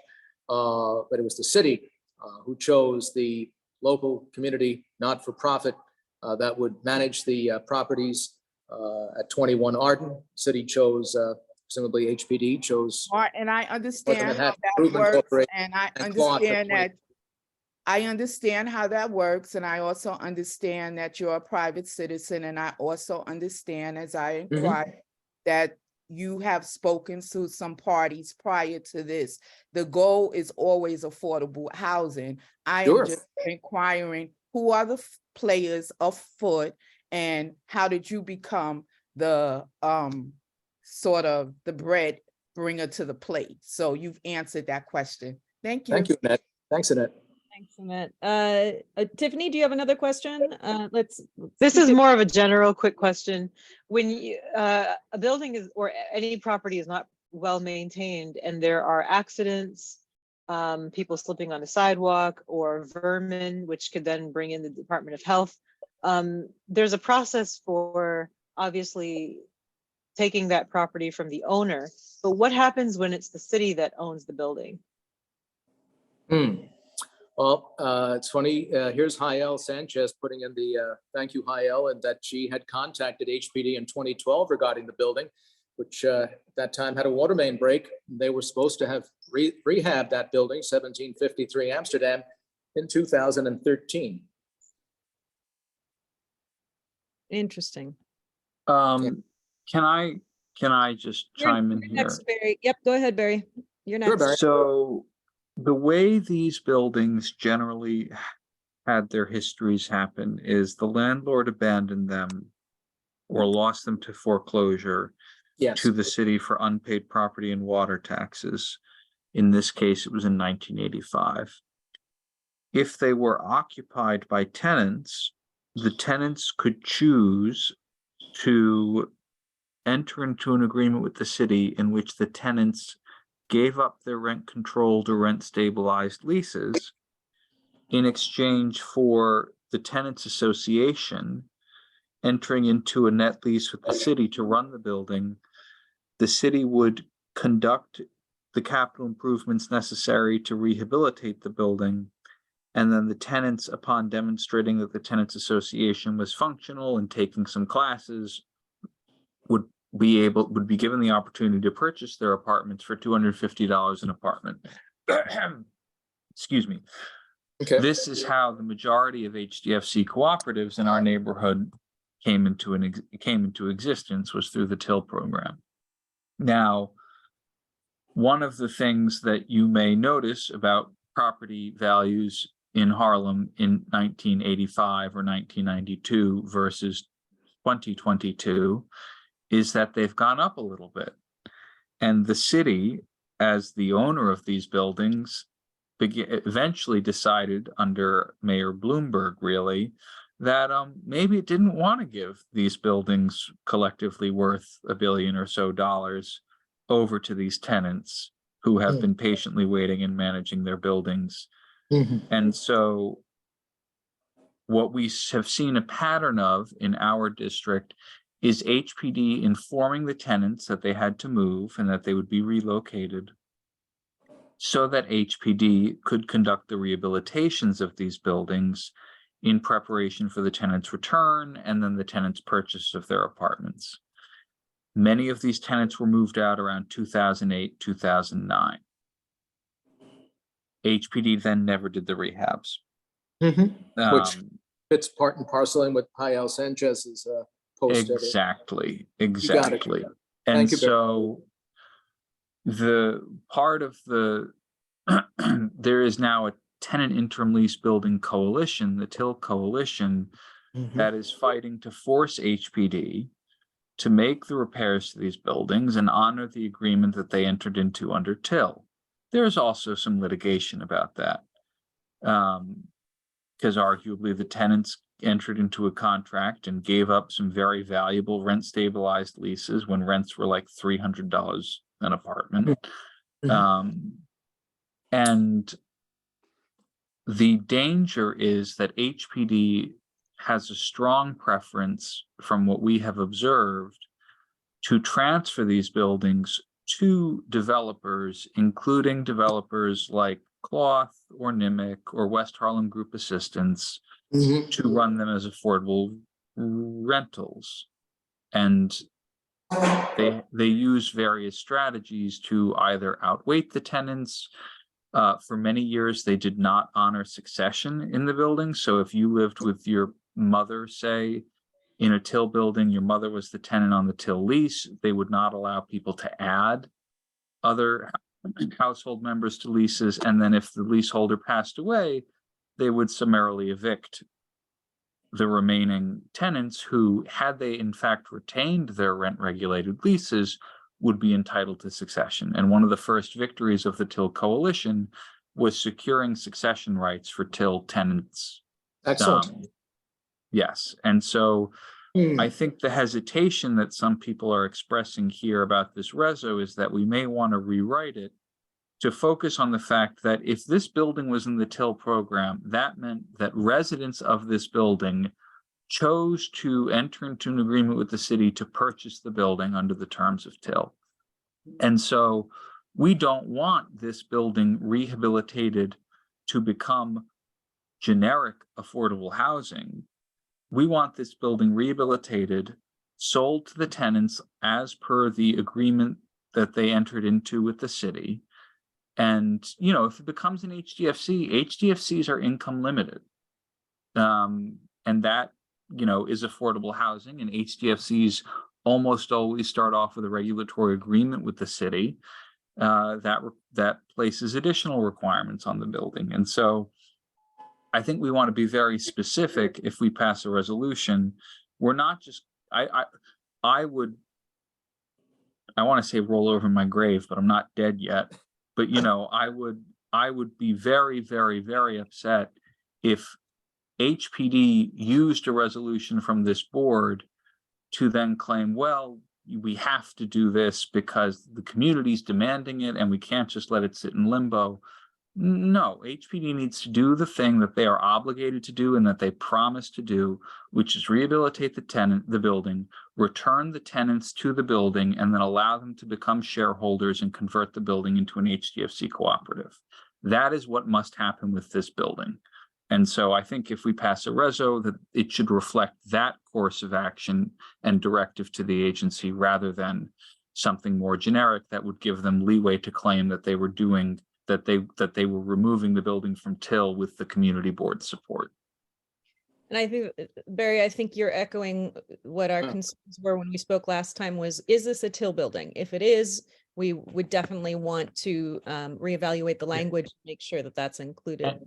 And our research has concluded that it is in fact a TIL building. And maybe, Kyle, I don't know if you had that context back in 2012 or 2013, but as of 2007, it was a TIL building, which meant at some point along the line, the residents chose for it to be a TIL building. Okay, so if we were to reword the first "be it resolved" clause, and Barry, I tried to write down as quickly as possible what you were saying. I may have missed a word or two, so if I did, please amend the language as you see fit. Recommends, so the first be it resolved, Community Board 9 recommends the New York City Department of Housing, Preservation and Development rehab the building and return the tenants to the building and permit them to become HDFC. And that's where I couldn't catch the rest of your wording. So if there was a friendly amendment to this, Barry, let's hash it out for a second and see if it works. Rehab and return The tenants. Given that it's been almost 40 years, we can assume that some of those tenants have passed on. So we could also include something like their descendants or someone of their choosing, maybe. If their children have also secured housing elsewhere, maybe they can have the option to. Yeah. What would be the term, their descendants or or designee. Or, Qualified and allow qualifying them. candidates of their choosing. Well, okay, but here's the thing. You don't have to be low income to live in a Till building. I mean, people usually were because that's who lived in these buildings frequently, but I would say they're or designees return the tenants to the building. Okay, return the tenants to the building.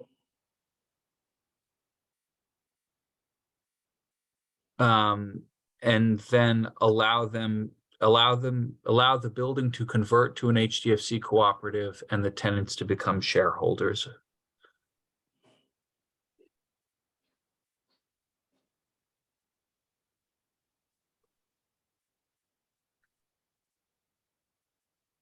All right, language check. Yeah, and for grammar, what's the building? The word building has to be corrected, spell checked. And then in the second line of the first be it resolved, recommends the New York City Department of Housing, Preservation and Development rehab 1753 Amsterdam Avenue. That way it keeps to the building itself. Rehab 1753 Amsterdam Avenue. And then you can take out the word, the building, the two words, the building that follow that. If you can spell out avenue, that would be good, please. Thank you. And return the tenants to the building, comma, their descendants or designee, comma, and allow the building to revert to HDFC. To convert. To convert. Thank you, Barry. To convert to HDFC. To an HDFC cooperative. To an HDFC cooperative. Thank you, Sydney, for inputting all the, I think cooperative is all one word. Could be. I don't live in one, I wouldn't know. And allow the tenants to become shareholders. Semicolon. I think we can clear out the rest of that. Resolve. I hope that I would hope that the city doesn't try to pull a fast one. I mean, the city's already tried to pull a fast one. No, sorry, I didn't finish my internet's cutting in and out. So and by that I mean making the maintenance something astronomically high and justifying that, basically trying to offset their costs, any costs they have, by making the maintenance much higher than it would have been had the building been converted back in 85 or even in the 90s. That's a good point, Tiffany, because they've tried to play that game with 2110 Amsterdam Avenue and they lost. Wait. And that was because. You took my question, Tiffany. I'm sorry, wait, 2110 Amsterdam Avenue? Sorry. Yeah, that's the building up on the corner of 165th and Broadway. It was the last residential building in former council member Levine's district. They tried to play that game. Oh, it's exorbitant and we got horseshit. No, but building. they are, we have, we have someone with an issue in that building. Because because I know the lower rent that is on their lease is not being honored anyway. So okay, but if HPD will 100% pull a fast one, but So do we put in a number here of become shareholders at the rate of, what? No, because the, and to allow tenants become shareholders under the original terms of the TIL program. Terms Or of the tenant interim lease program, whatever, yeah.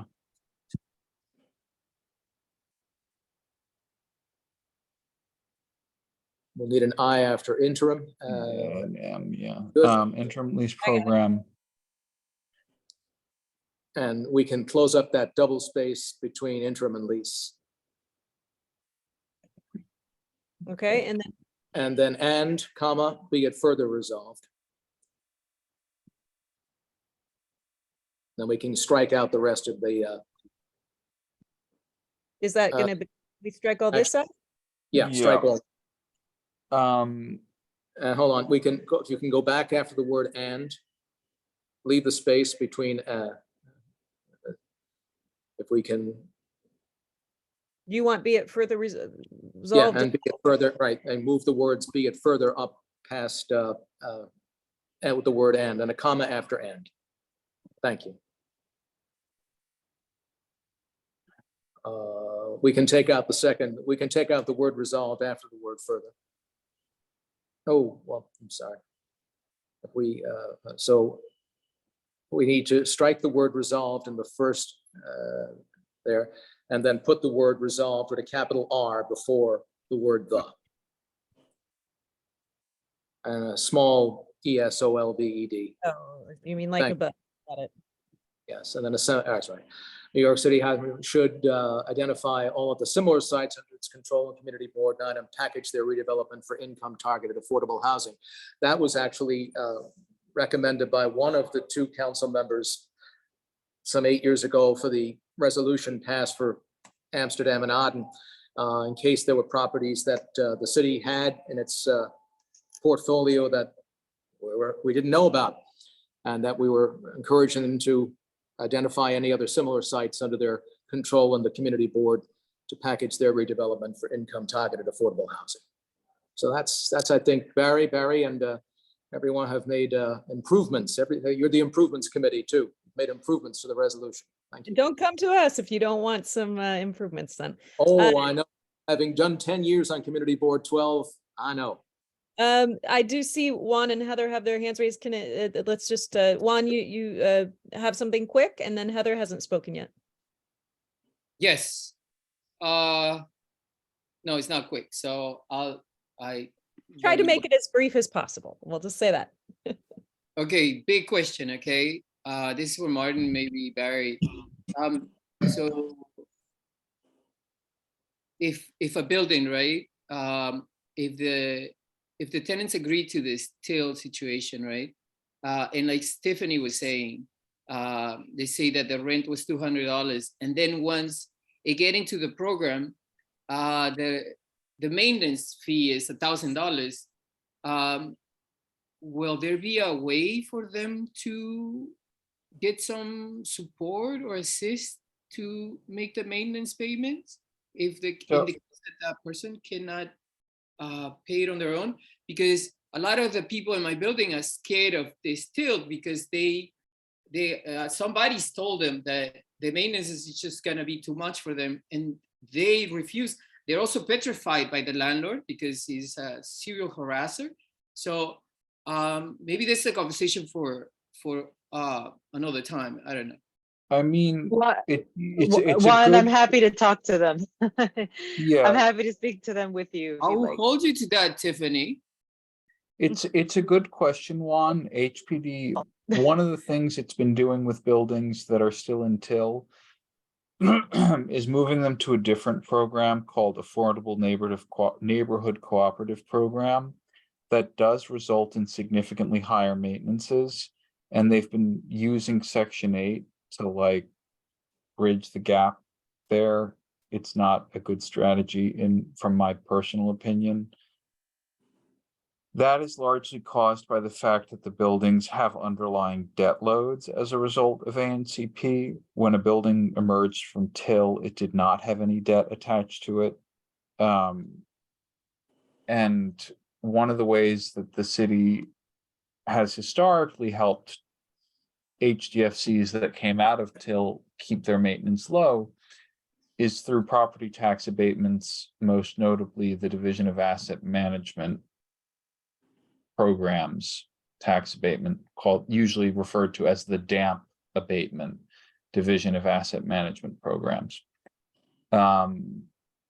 So, you know, the building does have to sustain itself, meaning it's going to pay for its own water bills, it's going to pay for its own ongoing repairs and maintenance, and if it has any staff, if it has a super, it's got to pay them, and all of that money is going to come from shareholders' maintenance charges every month, plus whatever commercial rents or cell phone tower rent or whatever that the building may also get. And so, but generally speaking, between sales of other units and therefore new shareholders paying maintenance, the rents remain very affordable, especially compared to what rents are today. The maintenance remains affordable compared to rents today, sorry. Okay, thank you. So Heather, do you have something to add? Yeah, my concern, if we are talking about the building on Amsterdam Avenue that's on the southeast corner of the street directly across from the funeral home, that building has been occupied in the past 25 years.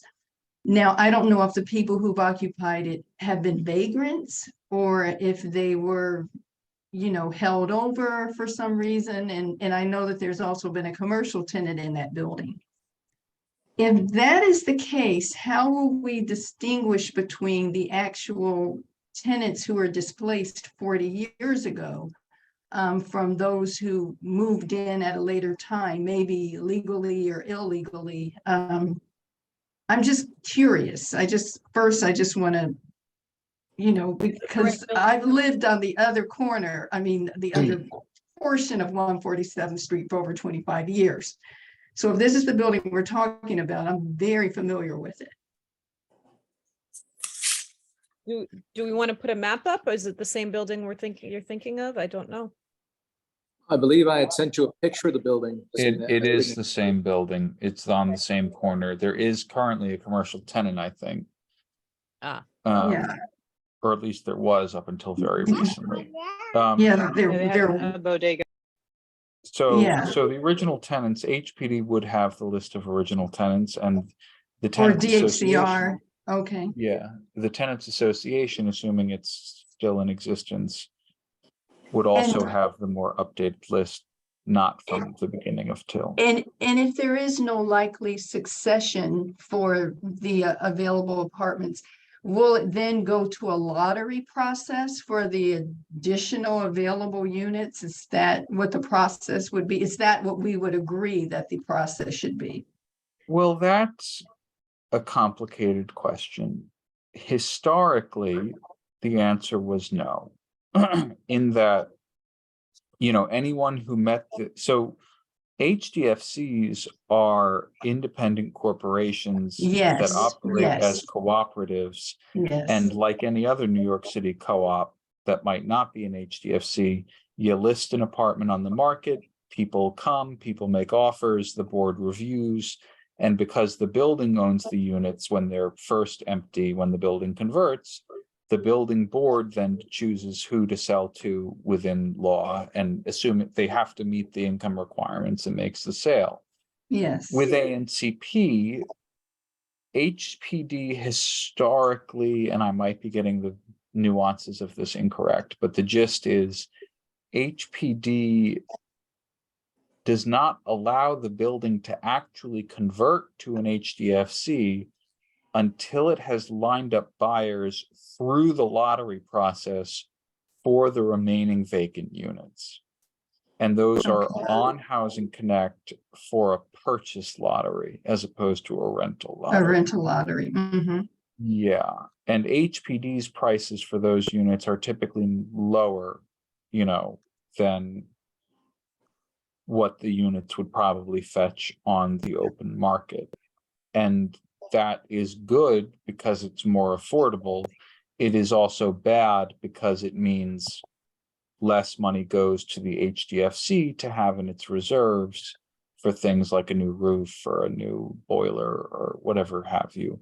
For a unit, for a building that only has 14 units, that's really important. And there's all sorts of other complicating factors around regulatory agreements and the split of sales between HPD and the building historically that we won't get into. But there's your medium nuance answer. So regarding what Martin has brought forward to us, my one thought is we've got more than just one building like this in the neighborhood that we're concerned about, right? With the land being, sitting there, owned by the city, nothing being done with it.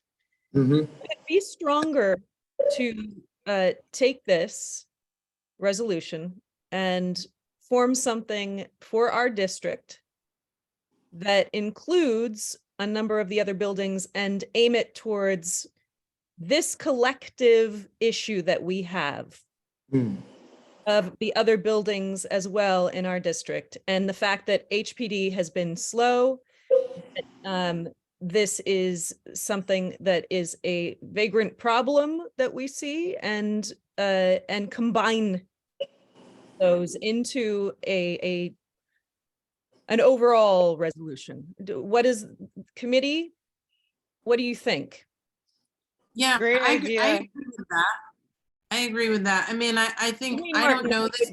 Change this, but yeah, I don't know this building in particular, but I know how many of these we have. And every time we have a building that we're looking at, we find out, or, Barry does the research and tells us it's Till. So in my mind, I'm sort of torn between, is this a building that we could use as an example, or does it really require the board to put forth, to do the work and actually find the buildings that are most important to us to put forward.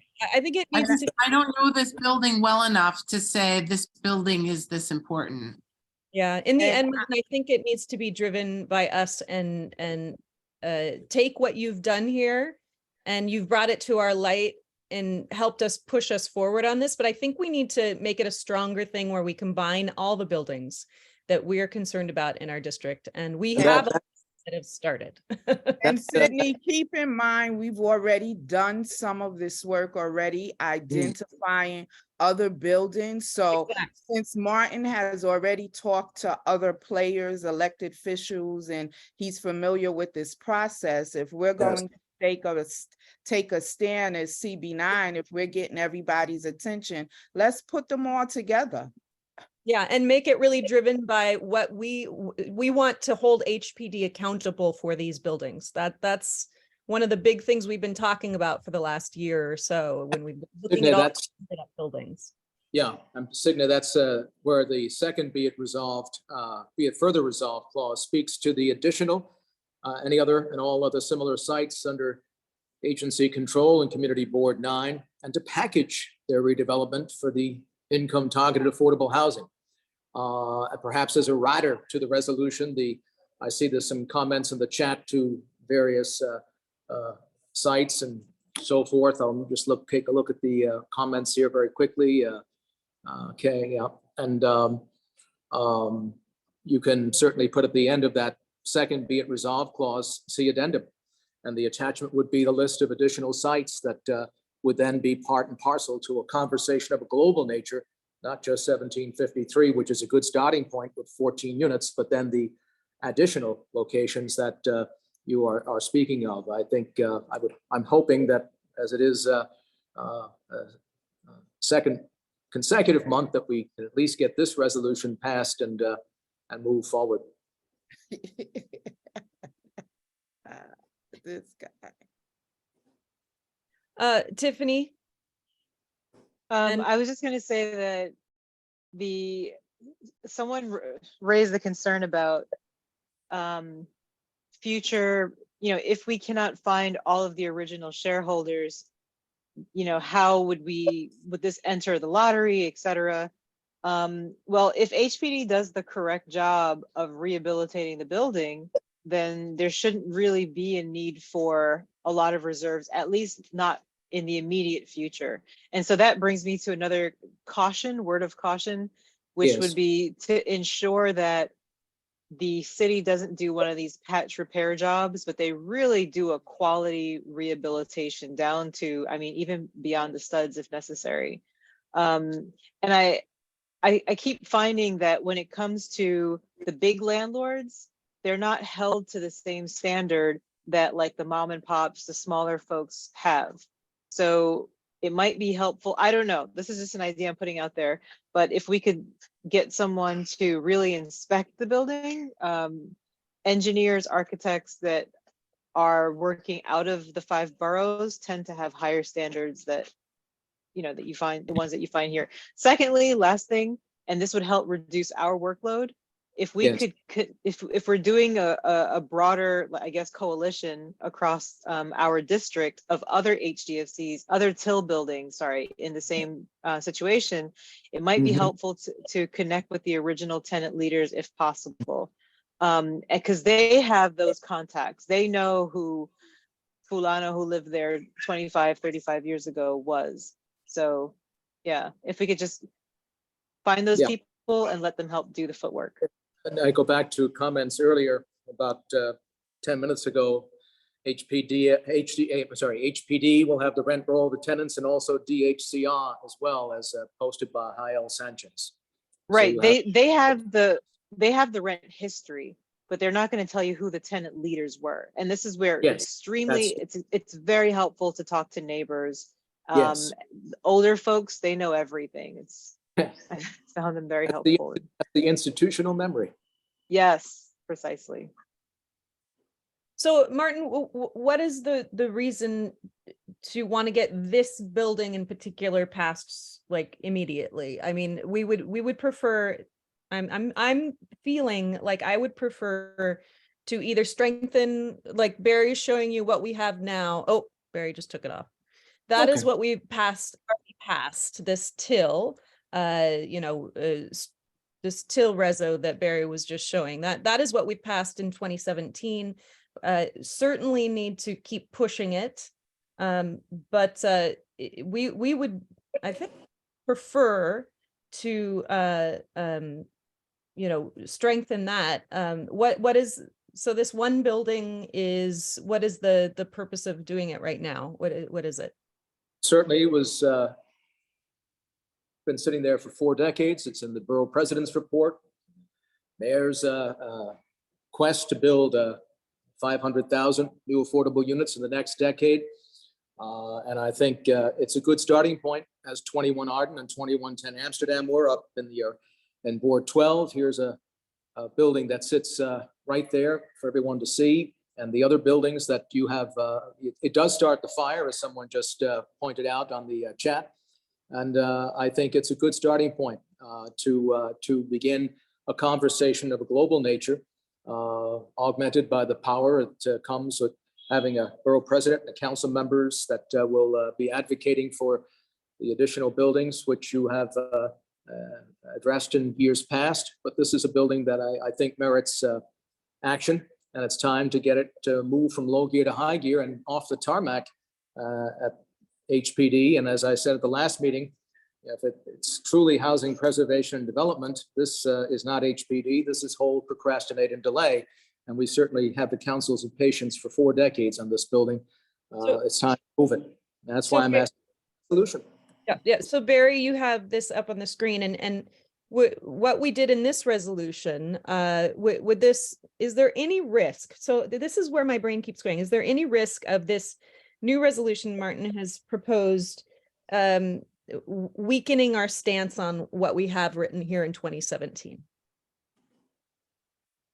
I think that it should be, I think we should rewrite it to basically say, as per our May 2017 resolution, calling on you to stop transferring till buildings to ANCP.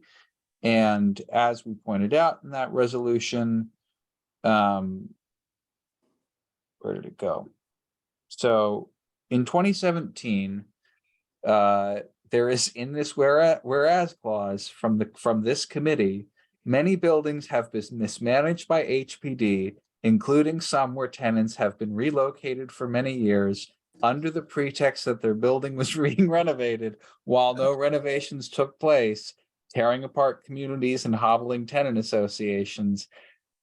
I would bet my bottom dollar that whereas clause is the story of this building. And so I think the whereas clauses should also be edited, and we don't have to do it tonight, but to reflect this resolution, what we know about the tenant interim lease program, and say, we passed this resolution. Every year we put in our capital budget priorities a budget item ranked highly saying that HPD should carry out the remaining renovations to Till buildings and then give them back to the tenants to become shareholders. I mean, this is a song that we've been singing and riffing on for a number of years now. I mean, and also, I wrote this 2017 resolution, but this language appears in our 2009 197A plan, which predates my time on the board. I mean, April Tyler was singing this song before any of us. And so I think we should redraft the whereas clauses to reflect the 2017 resolution. And I think we've done, reiterating resolutions between then and now. And we've done, and it can reference our budget priorities that we submit to OMB. Yeah. And we should make this, and we should say this building, and we should also, if we can find confirmation for 607 West 141st. I think starting to put in specific locations along with this reso, Yeah, and we have them in the developments that we're watching. Signia and I started. Yeah, and we can just, filter the Pluto data to show anything listed as being owned by HPD in District 9, it's Community Board 9. But, and also we should try to, have another person go to the Till Coalition meeting, because actually, if you'll put that flyer back on the screen. Yeah, hold on.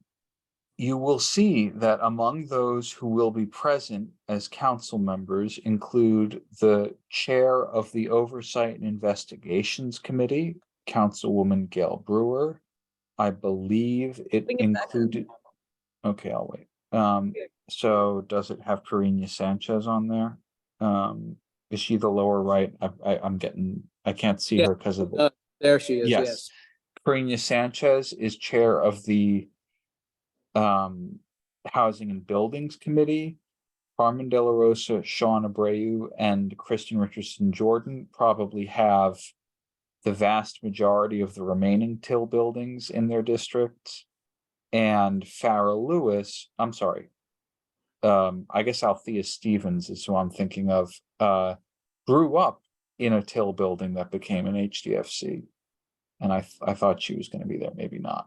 But the point is, this town hall and it's Till buildings, phone banking other Till buildings to get them to come to this. I think this town hall is going to wind up being a reckoning for HPD on what it's doing with these Till buildings, because Mayor Adams, as a campaign promise, said that he would get these Till buildings over the finish line as HDFC co-ops, not with debt on them through ANCP. And as I understand it, has every intention of fulfilling that promise that he made on the campaign trail. And so HPD has not quite had that sink in yet, is my understanding based on conversations with the deputy commissioners and the commissioner.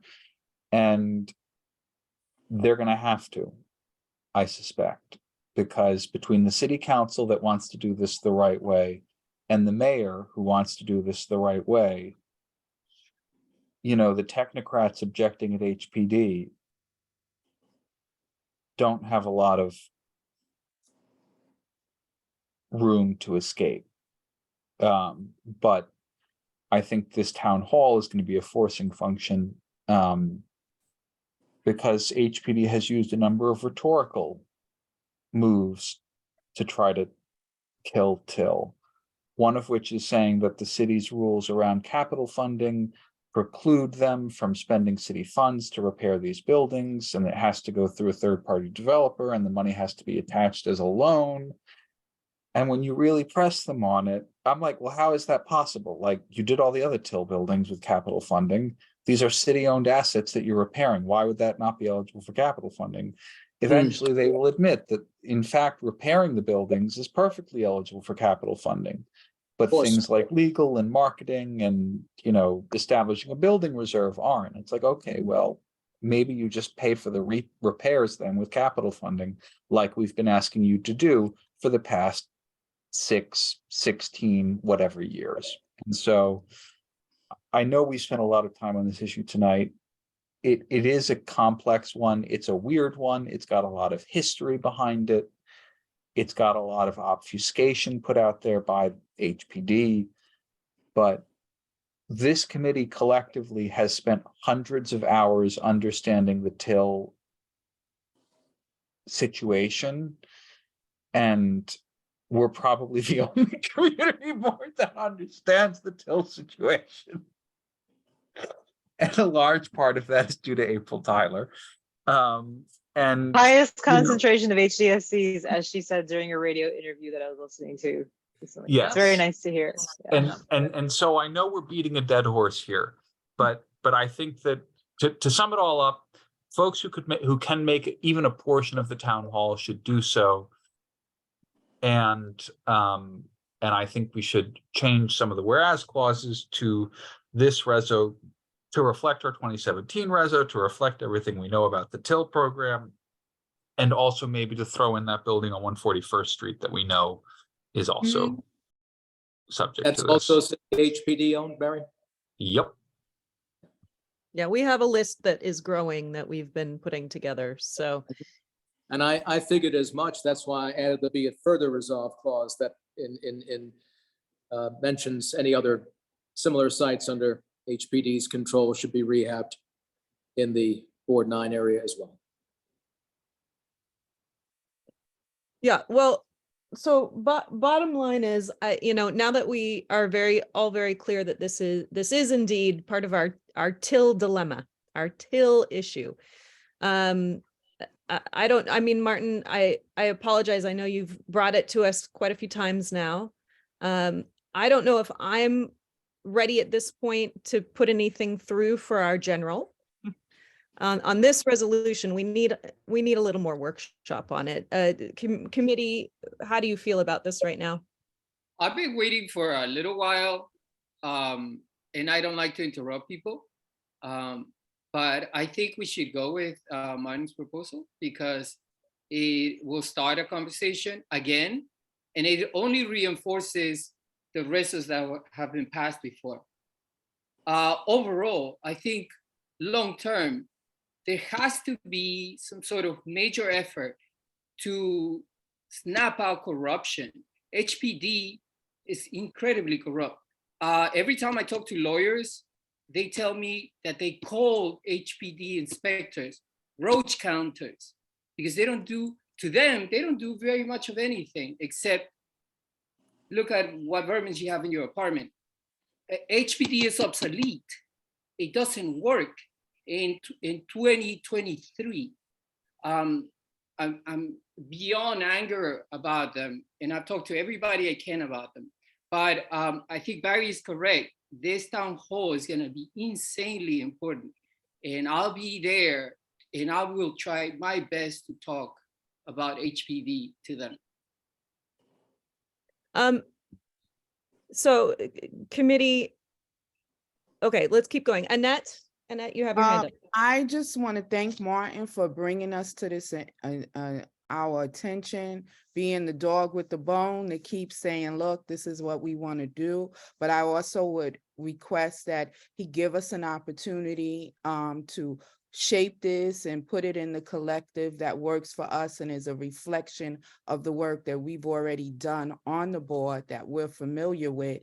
And, you know, I'm going to go to that old saying that a delay is not a denial. We just want to get it right. And if we're going to get it done, let's put it all on the table. And it's no disregard for the work that you've done already. It's really appreciated. Thank you. And what the consensus of the committee is in this evening's meeting is to be honored. And I'd hope that at a future meeting, when if it's not enacted tonight, at a future meeting that it will be, and then would be placed on the full board for consideration and passes your full board so that HPD has more to talk about than they currently do. Any other committee members have thoughts on this? I think we'd like to table this for now, Martin, as it sounds like. And I promise we are going to follow through and only strengthen what message we're trying to send here. That is our mission. Whatever, you're the chairs, co-chairs of the committee, and whatever the consensus is among the majority of the committee members, that's what it will be. And I'll walk by it tomorrow because I walk that way on my way to work every day, and I don't know the building. So yeah, you know, just to back up what Annette said, Martin, thank you for bringing this to our attention. And yes, I mean, tills drive me crazy every time. I mean, there are a lot of them near me or abandoned buildings that are owned by HPD or half abandoned buildings.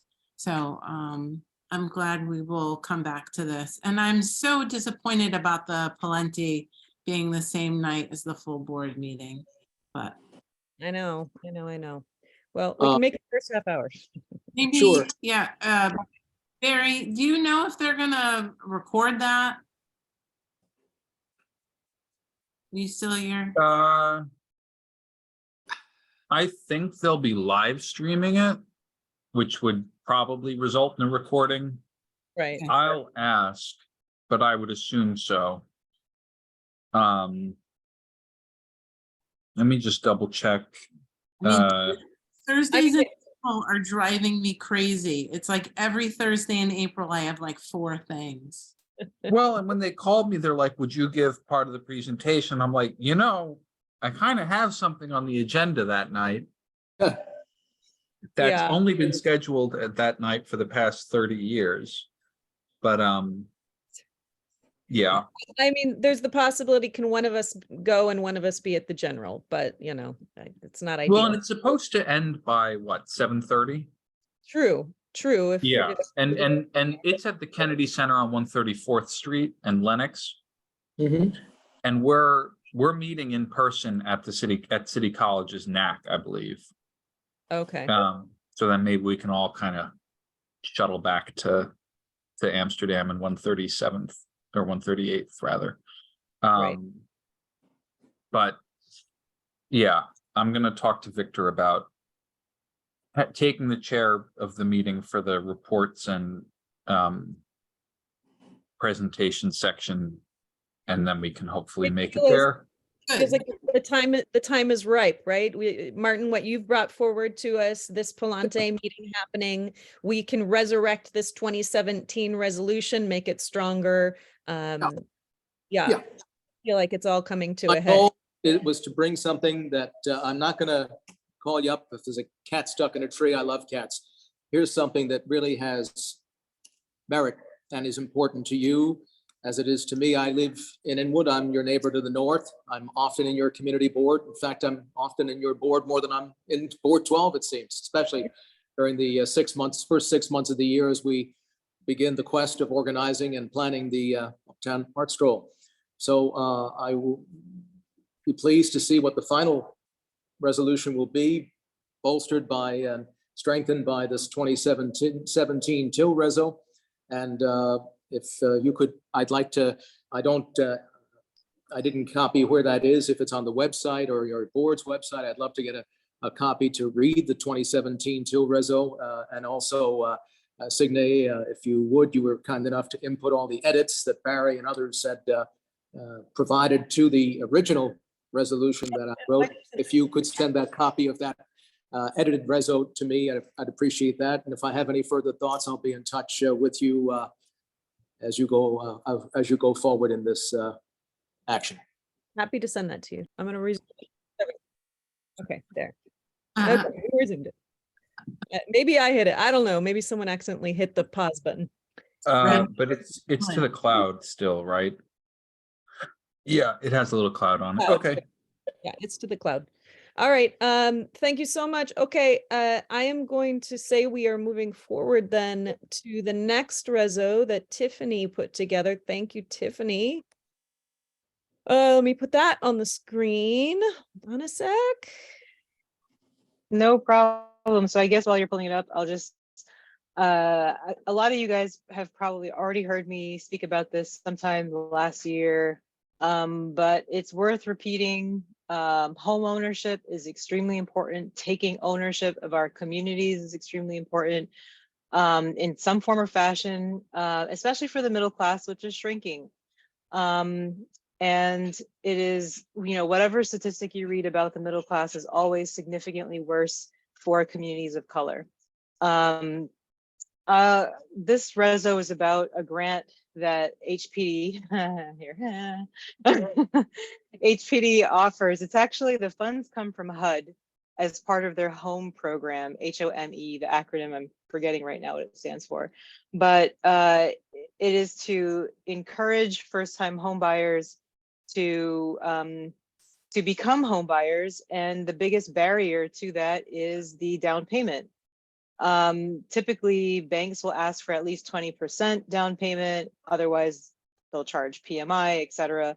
And I think a lot of like HDFCs and some sellers in certain schemes will also require a certain percentage down. Anyway, so HPD will offer this grant up to $100,000, provided that the applicant meets certain income and other requirements. The applicant has to go through a workshop, which is offered by, there are a list of nonprofits across the city that HPD has authorized to do them. Upon successful completion of the workshop, etc., they can submit their applications. I think the average process time for a person to purchase a home, depending on whether it's a single family home, an HDFC or what have you, could be anywhere from 6 weeks. I've heard 4 to 6 weeks. I've also heard if it's a co what? But anyway, I've heard it could be longer than that. But the problem is this grant application, or rather this grant now, the application for it, I've heard, for example, from Reverend Charles Butler of HCCI that it can take anywhere from 4 to 6 months. We were piggyback off of what Martin Luther King said about justice delayed is justice denied. That holds true very much in this case too, because the climate that a lot of home buyers are operating in is one in which you have, you're competing against a market of young people, especially in Hamilton Heights, young people whose parents have much deeper pockets and are just purchasing a home for their, recent Columbia graduate or what have you. Or you're competing against investors, would-be investors of some form. It's so much more challenging for someone who's low to moderate income, which is the group that this program is targeting. It's so much more challenging for them to even have a chance at having an accepted offer, let alone going through the process. And so for the HPD to delay the process almost half a year, you may as well be denying the application. Liz and I spoke for a bit about the process because she also went through it. We didn't have a chance to go into too many details. She could go into that if she'd like, but I drafted this resolution. I drafted this reso with that, oh, and I forgot to mention the application fee is also $850, which is exorbitant, I think. If this is targeting low to moderate income people, I can't see any justification. So I think, and this is just my idea, $200. I don't know, you guys can give me some feedback on that. $250, whatever, I don't know, pick a number. Would be something that's more aligned with a low to moderate income applicant. I also, and this is the point that I'd like to underscore, is I do not believe, I strongly think that we should get behind HPD to not delay any application. It shouldn't be beyond 2 months. I mean, really, what are the documents that they're reviewing? Income, W-2s, tax returns, bank statements. It's not rocket science. There's really no justification for why it should take more than even a month, because the bank also reviews those same documents, and it usually takes them maybe a week or so. So half a year, I cannot fathom why it would take that long. Barry mentioned later on that there's only one person working at HPD in this office that deals with that, but they actually don't review the application. They outsource it to NHS. So I think we should cap that duration to, I think, either a month or 2 months. And for someone who's already submitted applications, those applicants should not be disqualified if they wind up closing. I can go through the reso if that helps, maybe point by point. I know it's 9:13. If you can recap it, Okay, well, essentially, so I start off by talking about this housing crisis that we have generally, and this is both in the renters market and it's also in the home buying market. It goes back more than 50 years. I also talk about how the middle class is shrinking, and also how, so that's the national level, but we also have, of course, right here in New York State, a housing crisis, and it's also a priority, and sort of more, it's like a funnel. It's also a tremendous priority for not only this district, but a number of other community boards. That's the chart that you see here. I'm not sure if, yeah, maybe someone, yeah, thank you. Can you scroll down? Yeah, More? so just the first, okay. So that's kind of that. And then the last part is on the grant. So I guess I can just read it really quick. Okay. Whereas the housing crisis exists nationwide in both the rental and home ownership spheres, moreover, since 1970, sorry, oops. Okay, typos. Class increases to the upper class nationwide, while also experiencing inflation and the worst in a generation. Whereas affordable housing is identified as the most pressing issue across multiple community districts, particularly here, whereas New York has the highest wealth gap of any other state in the union. I'm not sure how to word this. This is my first time writing this, but the second part there is homeownership is the single largest asset of the middle class. Oh, and this should also help Juan. When you spoke about the fears that people have had about becoming shareholders, till shareholders. Listen, the numbers speak for themselves. If you look at the net worth of homeowners, it's something like $336,000, whereas the net worth for renters is like $5,000. It's tremendous difference. Home ownership has been the primary way that the middle class builds equity. It also helps significantly with intergenerational wealth. I'm not going to read through the whole thing. I already sent it. But I strongly believe in, again, taking ownership of not only the homes we live in, but also the businesses that we patronize. So yeah, I'll stop there. So committee, did everyone get a chance to read this in advance? Or if, as they're reading here? I could read through it if you guys haven't had a chance. I can sort of. I stopped at that. first. You've done an amazing job here, and I know you've brought this up to us many times. So I thank you for taking the initiative to just get the reso the draft done. It's beautifully done with all this data. So Yeah, thank you. I think it's a wonderful resolution. I would be prepared to vote on it now without any edits, but I don't know if anyone else has good edits. Did you have any friendly edits to the language, Tiffany? You thought you saw something? Yeah, the first paragraph, the housing crisis extension.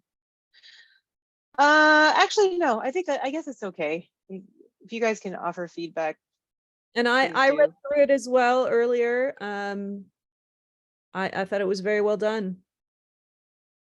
And there's no title. Yeah, ditto. I'm going through all of my paperwork because I actually went through this process twice. Once in 2007 and then once for here. Both times I didn't get any money, but I didn't pay that much money, Tiffany, for the application. Yeah, right. So you're, I guess, one of the lucky few that didn't have, you were in a better situation. But for someone who, the primary reason why a renter cannot become a homeowner is because of the down payment, right? If that is the main barrier, that is the whole point of why this grant exists. And there's a reason why it says 20%, because that is typically what a down payment is. So if this is going to make or break, oh, and I forgot one other really interesting thing. I put in a FOIL request to HPD because I wanted to see, I know anecdotally what the numbers are, but I don't know specifically what they are. The number of people who are applying for this grant. Now, again, this is low to moderate income. And it's certain nonprofits that are offering the workshop. They are overwhelmingly communities of color. And so it pisses me off to a point I can't articulate when I think about this form, this other way of disenfranchising people or creating barriers to home ownership. It just perpetuates these problems that we have had for generations. Sorry. So Tiffany, on that note, I would like I'm to- sorry. Any other comments? NHS has an annual report. I was trying to dig it up. I read it a while ago. They lay out the number of applicants, or the number of people who will participate in their training programs, right? Let's say it's like, I don't remember the exact number, but let's say it's 900. I'm just throwing that out there. It was some really high number. It's probably much more than 900. And also there's NHS Manhattan, NHS Brooklyn, and so on. And then the number of people who the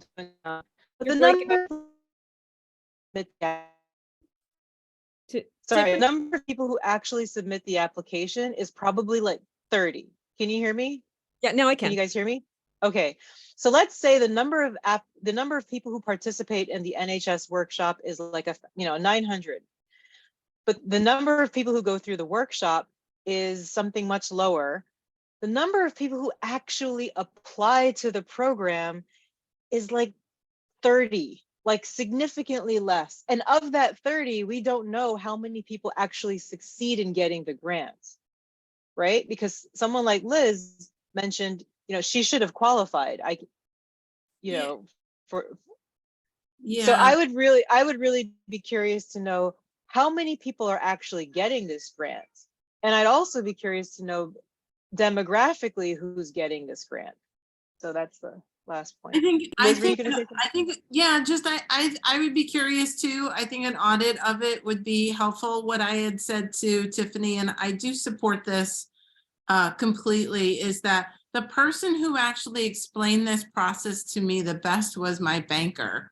And he was at Citibank when I bought this apartment, and he sort of explained to me, and maybe Barry, you know about the banks and having to give concessions, and so they have to give money back to low-income communities, and it's all very targeted. And he explained it to me, and it was like, Well, they're not giving any money out in Manhattan right now. It's only being given out in Queens. Yeah, the Community Reinvestment Act. And it was like, it was, you know, there's just the banks have to do these things because they got in trouble for whatever banks get in trouble for. It's so funny, Tiffany. I found all of these documents from 2007. First Home Club.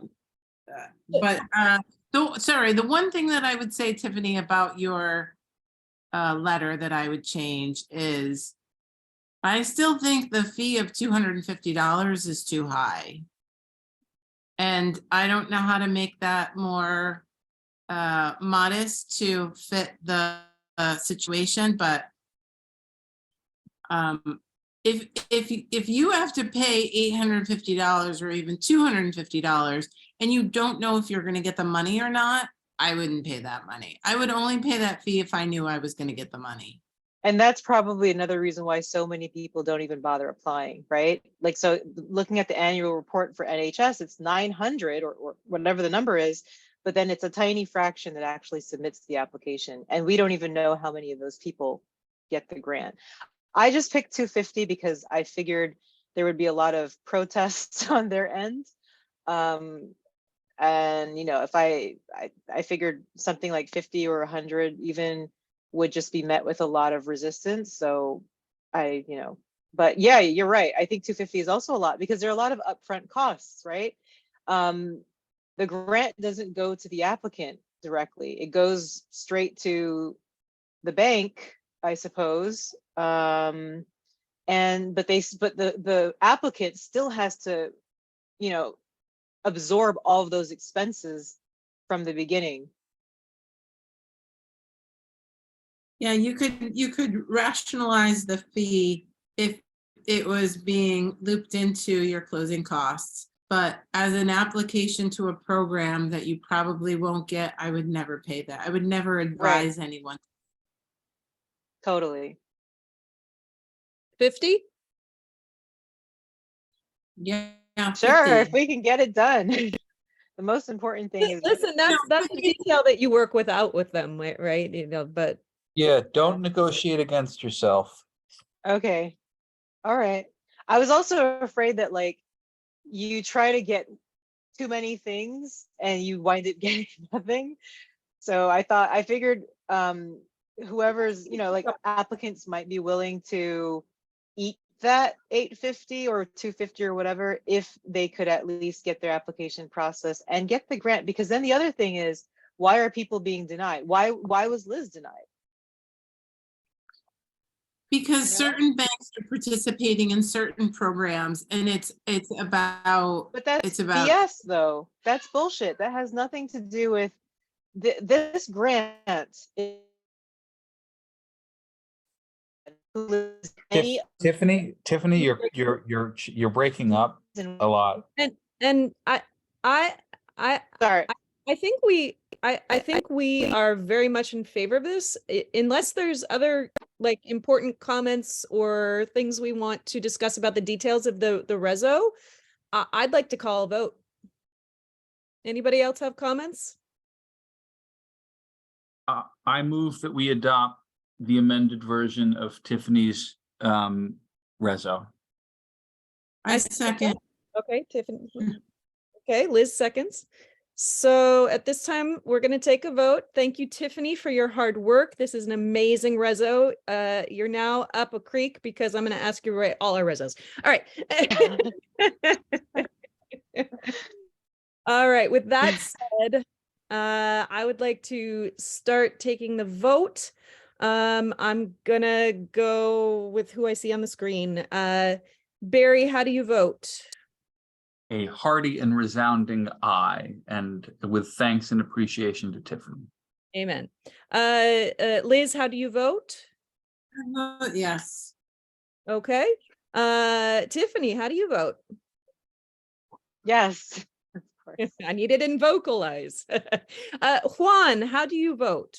Yes. Excellent. Are there other, okay, Signe, how do you vote? Myself. That would be a yes, a resounding yes. And then I don't see any more Oh, no, Annette, you're still on? Is Annette still on? I am. I'm There a you are. yes. I'm You're a a yes. Excellent. So we've done our committee members for housing. Now we go to our public members to record their vote into record. Okay, yeah. Yes, and I see Jared Yeah, I vote yes. and I see Tanya. I vote yes. I don't see Olga. Anita's not here. And so now we would like to take a vote from the community at large for record in the minutes, the notes. All in favor of others on this meeting, please say aye. Aye. Any opposed, say nay. Okay, the ayes have it all around, and bravo, Tiffany. Tiffany, be prepared to present this on April 20th. No problem. We Thanks, appreciate it. guys. Very good. All right, that said, let's go back. I think I know what's coming up next, but let's just be sure.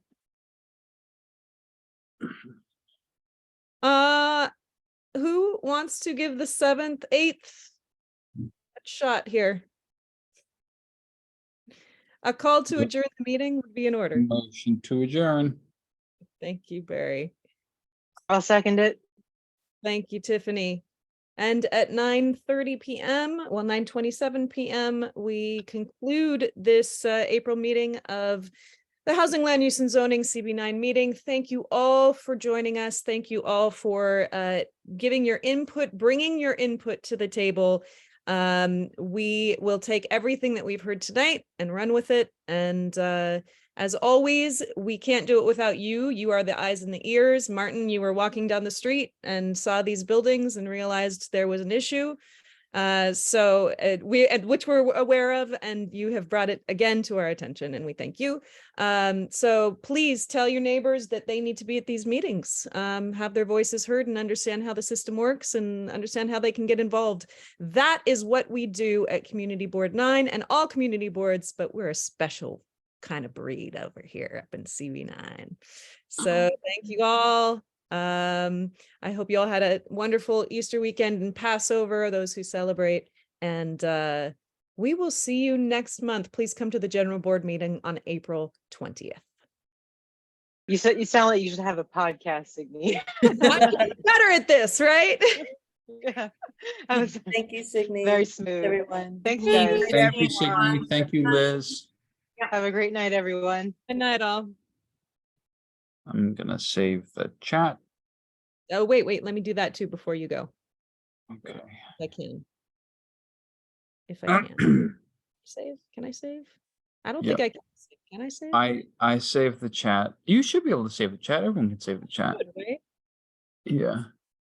April, I remember April Tyler always going on about the Community Reinvestment Act and their obligations under it. Because I think she was like a paid consultant on the CRA. Like she helped banks or others understand their needs. I found the save. Okay. Yeah. So well, I think we diverted that with somewhat of, Hold on. Oh, sorry, yeah.